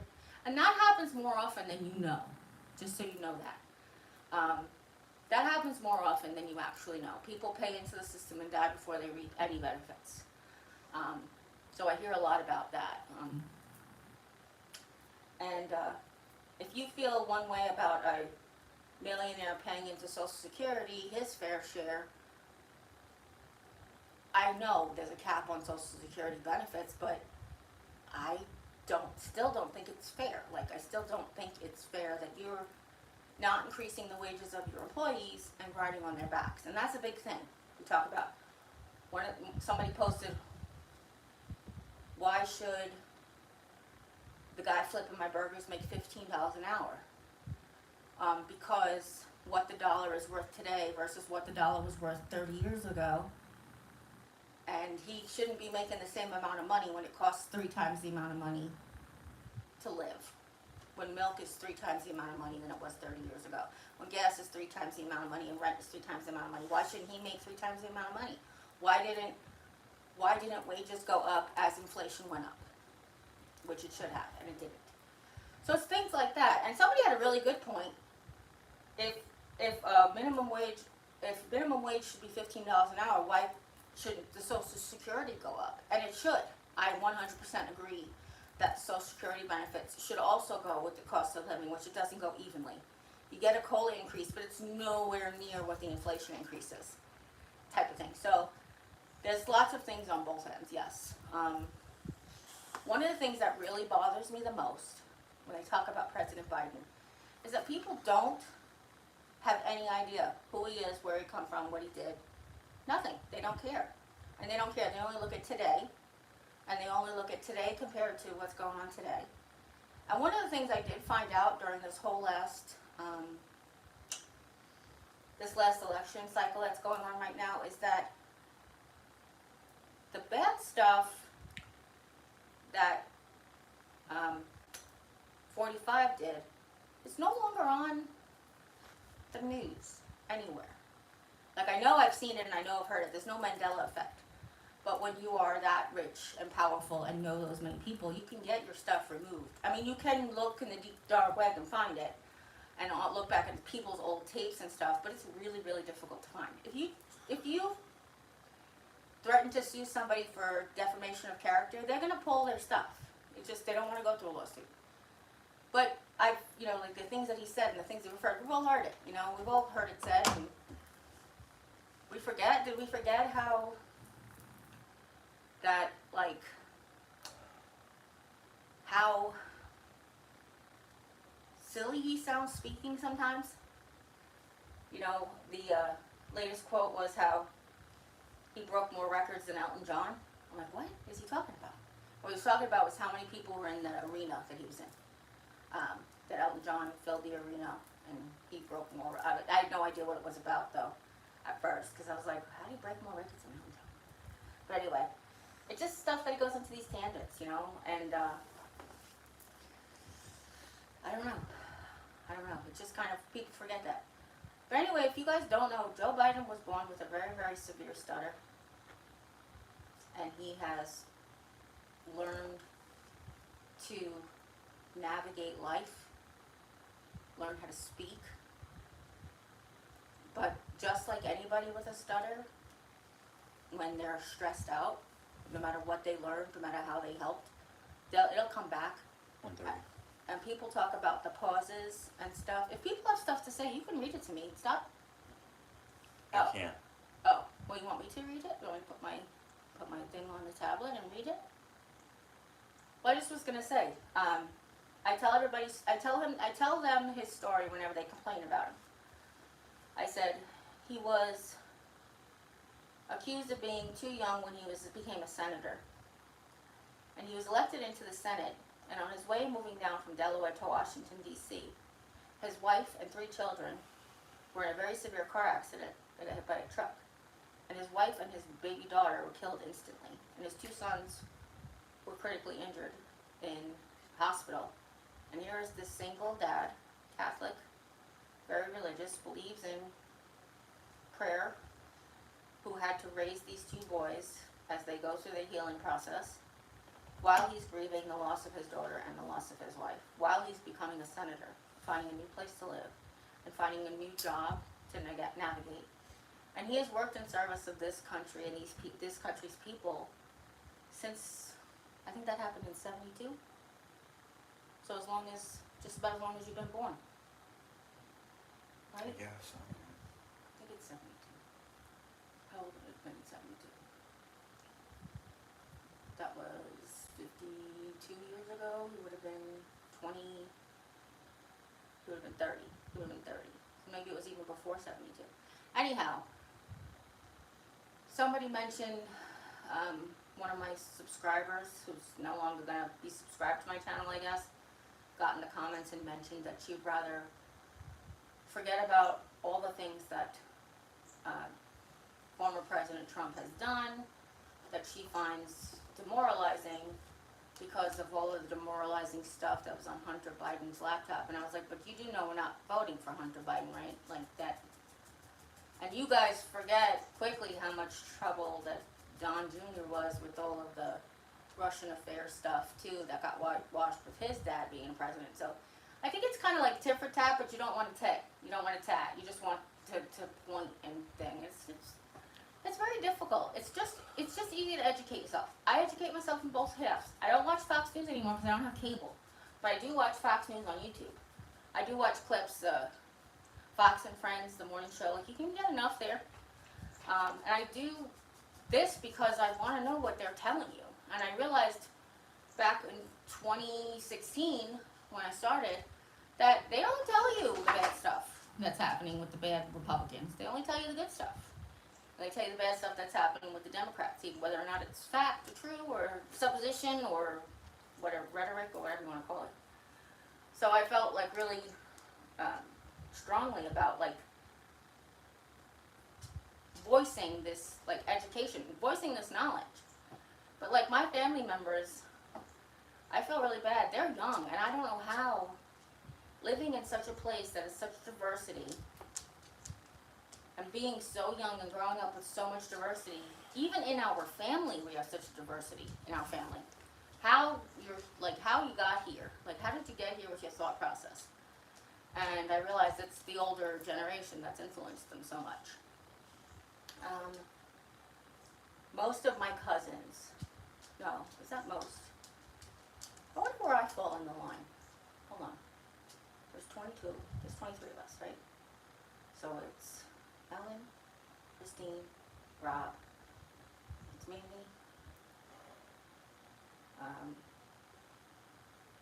John Tom. Yeah, John Tom. And then it's Holly, Beth, Carrie, and then me. I'm like almost right in the middle. So more than half of my, half of their parents are of a different generation than I am. And I know that that makes a huge difference of upbringing, you know.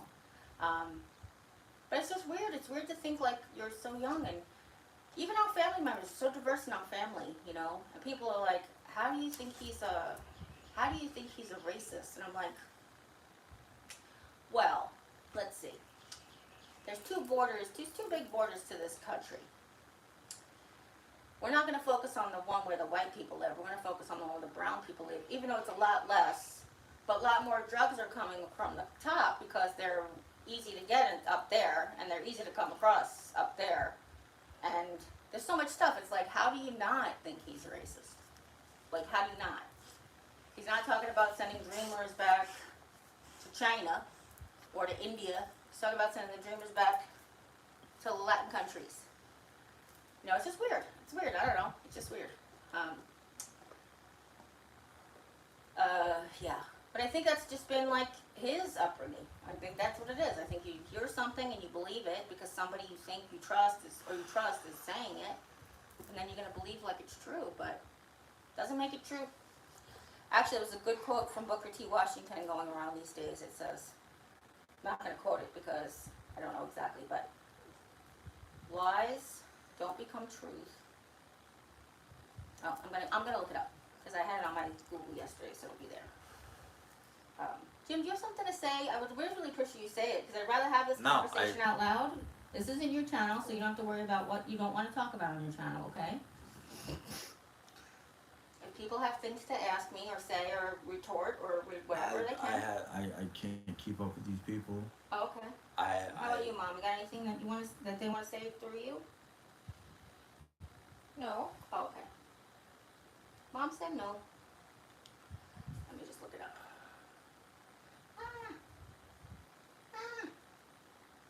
My thing is how can we even think about voting for a man that has 27 violations? 34. 34 now? It's been 34. Okay, I only knew about the 27 violations in bank records and business doing. Wait, no. I don't know what you're talking about then. I thought you meant the 34 convictions. Well, that, besides the 34 convictions. Oh, okay. They're finding out all kinds of things about his secret bank accounts and stuff that nobody knew about until people started coming out and talking about it. The man. Well, why is it that they raided Mar-a-Lago he had followed, as far as I know, okay, he had followed all their recommendations. They wanted to lock all whatever papers he'd taken for being president in a locked room, et cetera, where they can find Clinton's sock drawer, and Obama has a warehouse full of papers, and Biden has papers in his garage, and nothing happens. You don't believe that, do you? Honestly, Mom? You do believe that? Why not? Because there's no proof of it. Yeah. But there's proof about Trump's wrongdoings. There's pictures of them finding pictures. I mean, if the Republican was if Donald Trump was in charge, if there was pictures of them finding those things in those places, we would have seen them. Yeah. We would have. I have. You have? Yeah. You've seen that it was Clinton's sock drawer, and you've seen pictures in Clinton's sock drawer I have of paperwork? pictures, What? for reports. What's I'm saying? Seeing. Seeing is not listening. Okay. Seeing is believing. Like, that's the term, right? We saw the pictures we saw the video at Mar-a-Lago. We saw the raid. the raids, the picture, the boxes laid out. That's what I'm saying. You don't get to see that on your news. Do 'Cause you know for a fact that they were that way before when they walked in? No, we see video. What do you mean?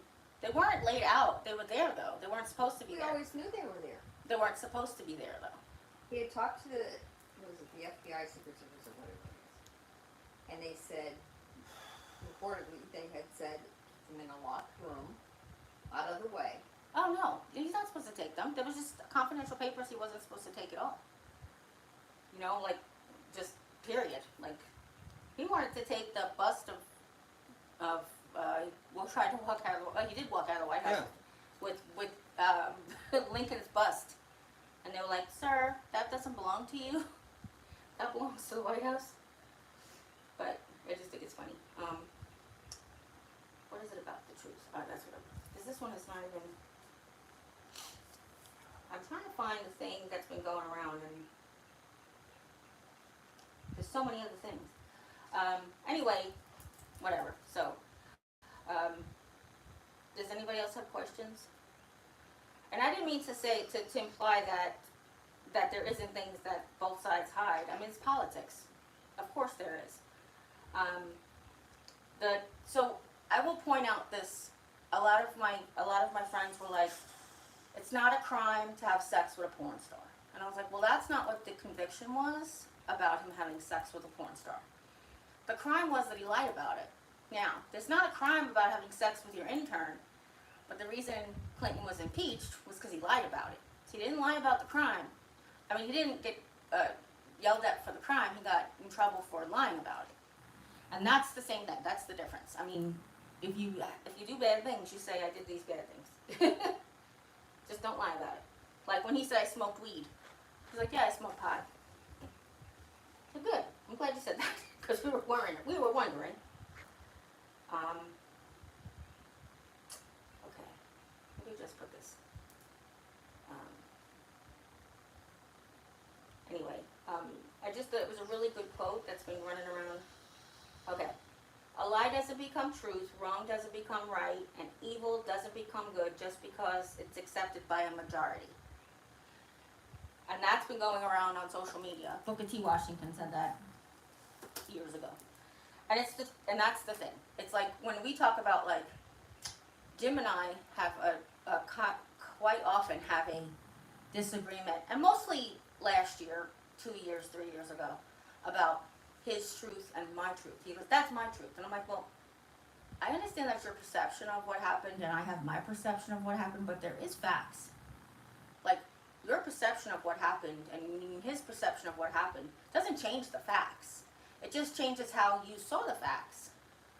But the facts are there. Like, you can see the facts are there. Like, a big one back then was about, like, the SEAL Team 6 and about Hillary Clinton and Benghazi. And I went and I looked and I said, I read the 16, I don't read. You guys know I don't read. I read the 16-page report from the Congress investigation, and I'm like, why are people in uproar about this? Because they're not reading it. They're not looking at the facts. They're just listening to supposition of what's happening and her missing email and, you know. If they were really missing and he was really the most powerful person in the United States and he could have found them if they were really there, if there was really something that was bad, you know what I mean? It's just those kind of things. You're like, all right, I get it. But it's a lot easier to get people in line when you make them fearful of something.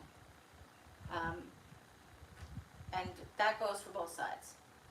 Because reminding us that he has said things about trying to make it like an oligarchy.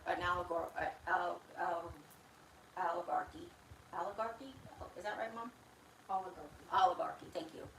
How, you know, yes, president's 2 terms now, but when he's, you know, gets reelected, he's going to see about that. And it's probably not even a threat that he's going to follow through on, but it still makes us feel like, oh my God, what's he going to do to our democracy? Now, a big one that I have a huge problem with. You talk about two-faced hypocrites. Oh my God. So, in 2016, Merrick Garland was put up to fill a seat in the Supreme Court. They withheld his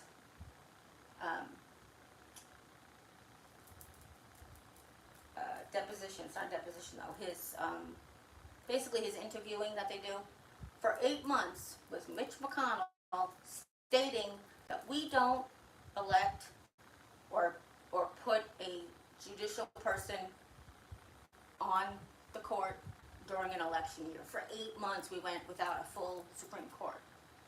But then the Republican president gets in and we do 2 in an election year. That is two-faced cheating. And you talk about cheating, people want to talk about cheating. That's cheating.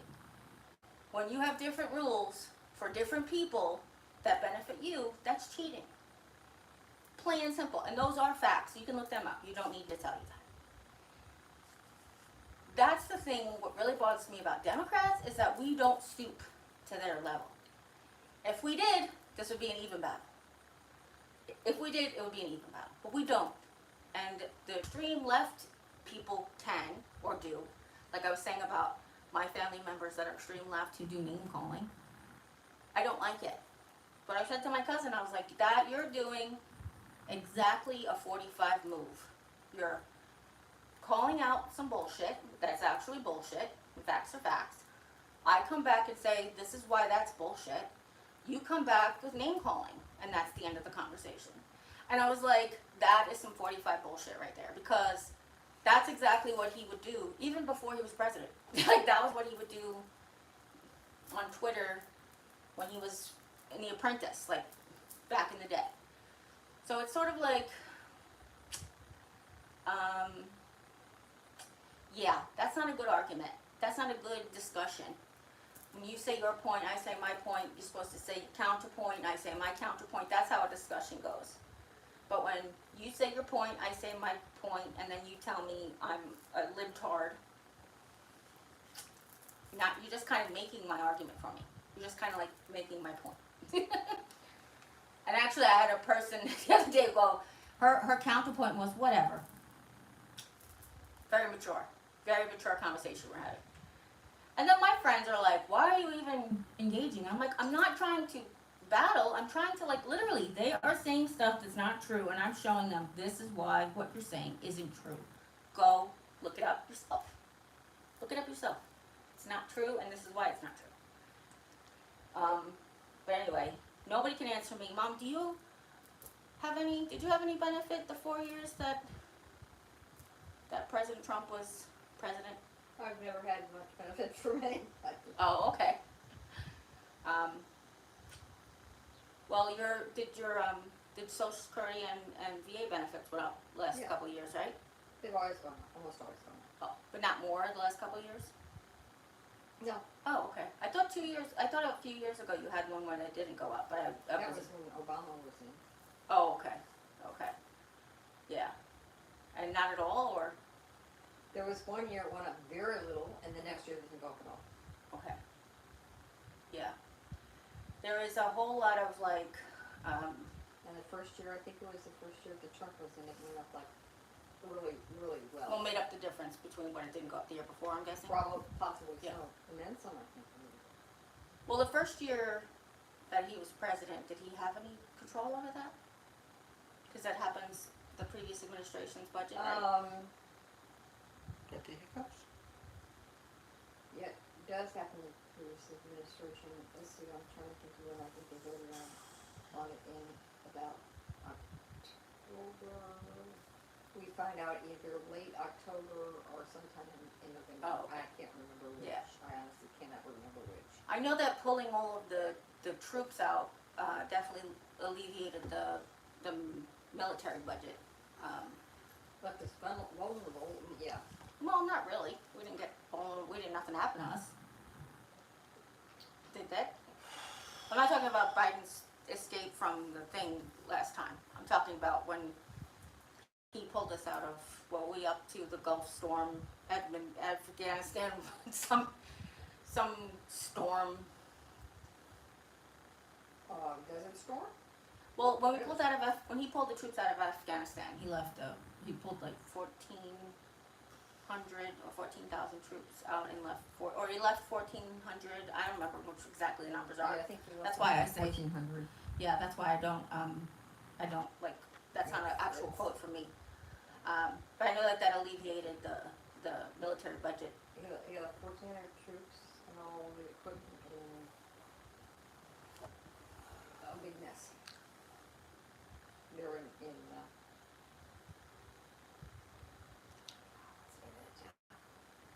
sure. Oh, Where they pull out from, the final pull out. you talking about Biden or Obama? Biden. Okay, no, yeah, I know that was a mess, yeah. That was coordinated well. But I think it was, they had, well, I heard they had,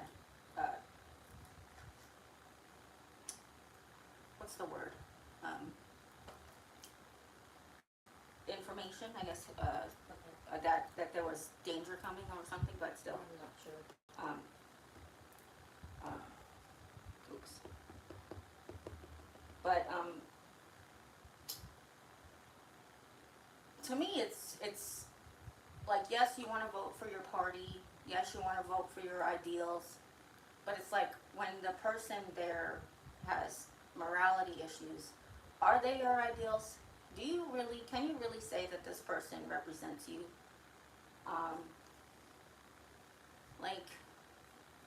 And it's really wild to me that the Christian base, like, his base is a lot of really fundamental Christians are in his base. And you think of, like, this guy really represents Christianity to you? Like, is that really what your heart's saying to you? Like, that part is really hard. It's really, really hard.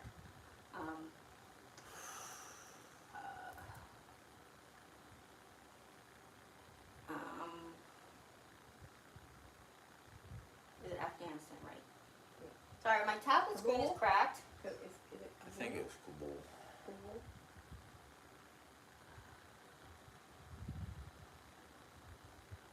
Why is everything the Middle East? Like, I'm just curious. There's so many countries in there. You're like, the Middle East could be anywhere, right? August 2000, partial withdrawal. Okay. The American combat mission in Iraq has ended. Operation Iraqi Freedom. That's the one. Let's see. There's all these different places to read information. You gotta make sure you're reading the right information. Like, we're not gonna read it from The Guardian because we don't know who they are. I mean, we do know who they are. We're not gonna read it from NPR because that's just people's opinions. Because that's National Public Radio. That's anybody can get on there and say whatever they want about whatever. We're gonna look for some real news source. Oh look, usjustice.org. No, it's not. It's Justice Security. PBS, they got good news. Because they're not left or right. They just steal facts.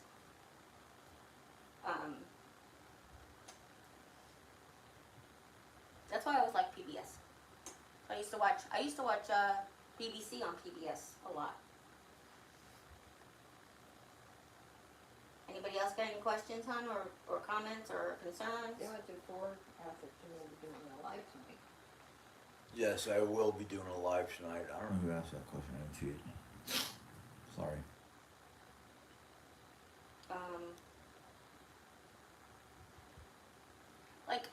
Okay, so one of the big things that gets washed under the table there is that 9/11. First of all, I don't even know if you guys know because probably everybody on here was alive then, and then probably somewhat of an adult then. But they hardly teach it in schools. Do you know that? When Lisa was working in the other job that she's had, she's mentioned this before, so I don't think she'll care that I repeat it. But when she was working at the other job, then she would go into the history classes on 9/11 to talk about her experiences during that, because they don't even touch it. They didn't even touch on it. It's not even in their history books. And could you imagine the very first enemy combating situation on the United States ever, and they're not even going to talk about it? That's How's your kinda- Mets? What? How about them Mets, he said, which means change the subject. What do you want to talk about then?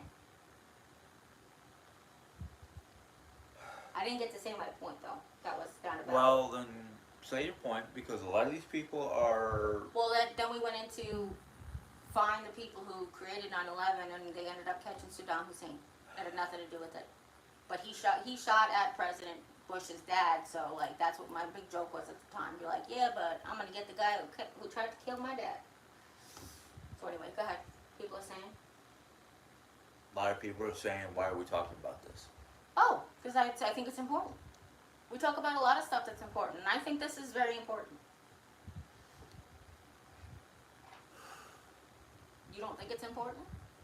It's causing my stomach to flip flop, and I don't know if I'm gonna puke or shit.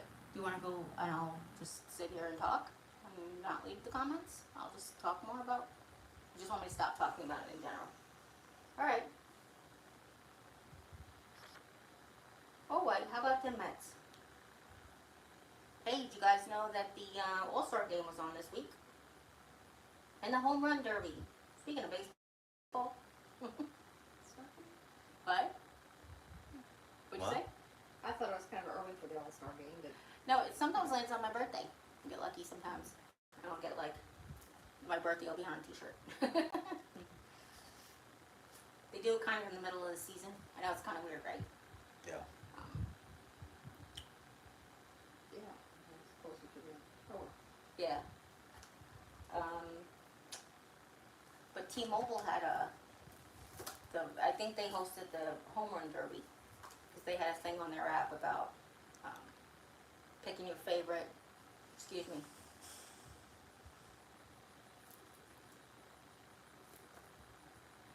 Picking your favorite person.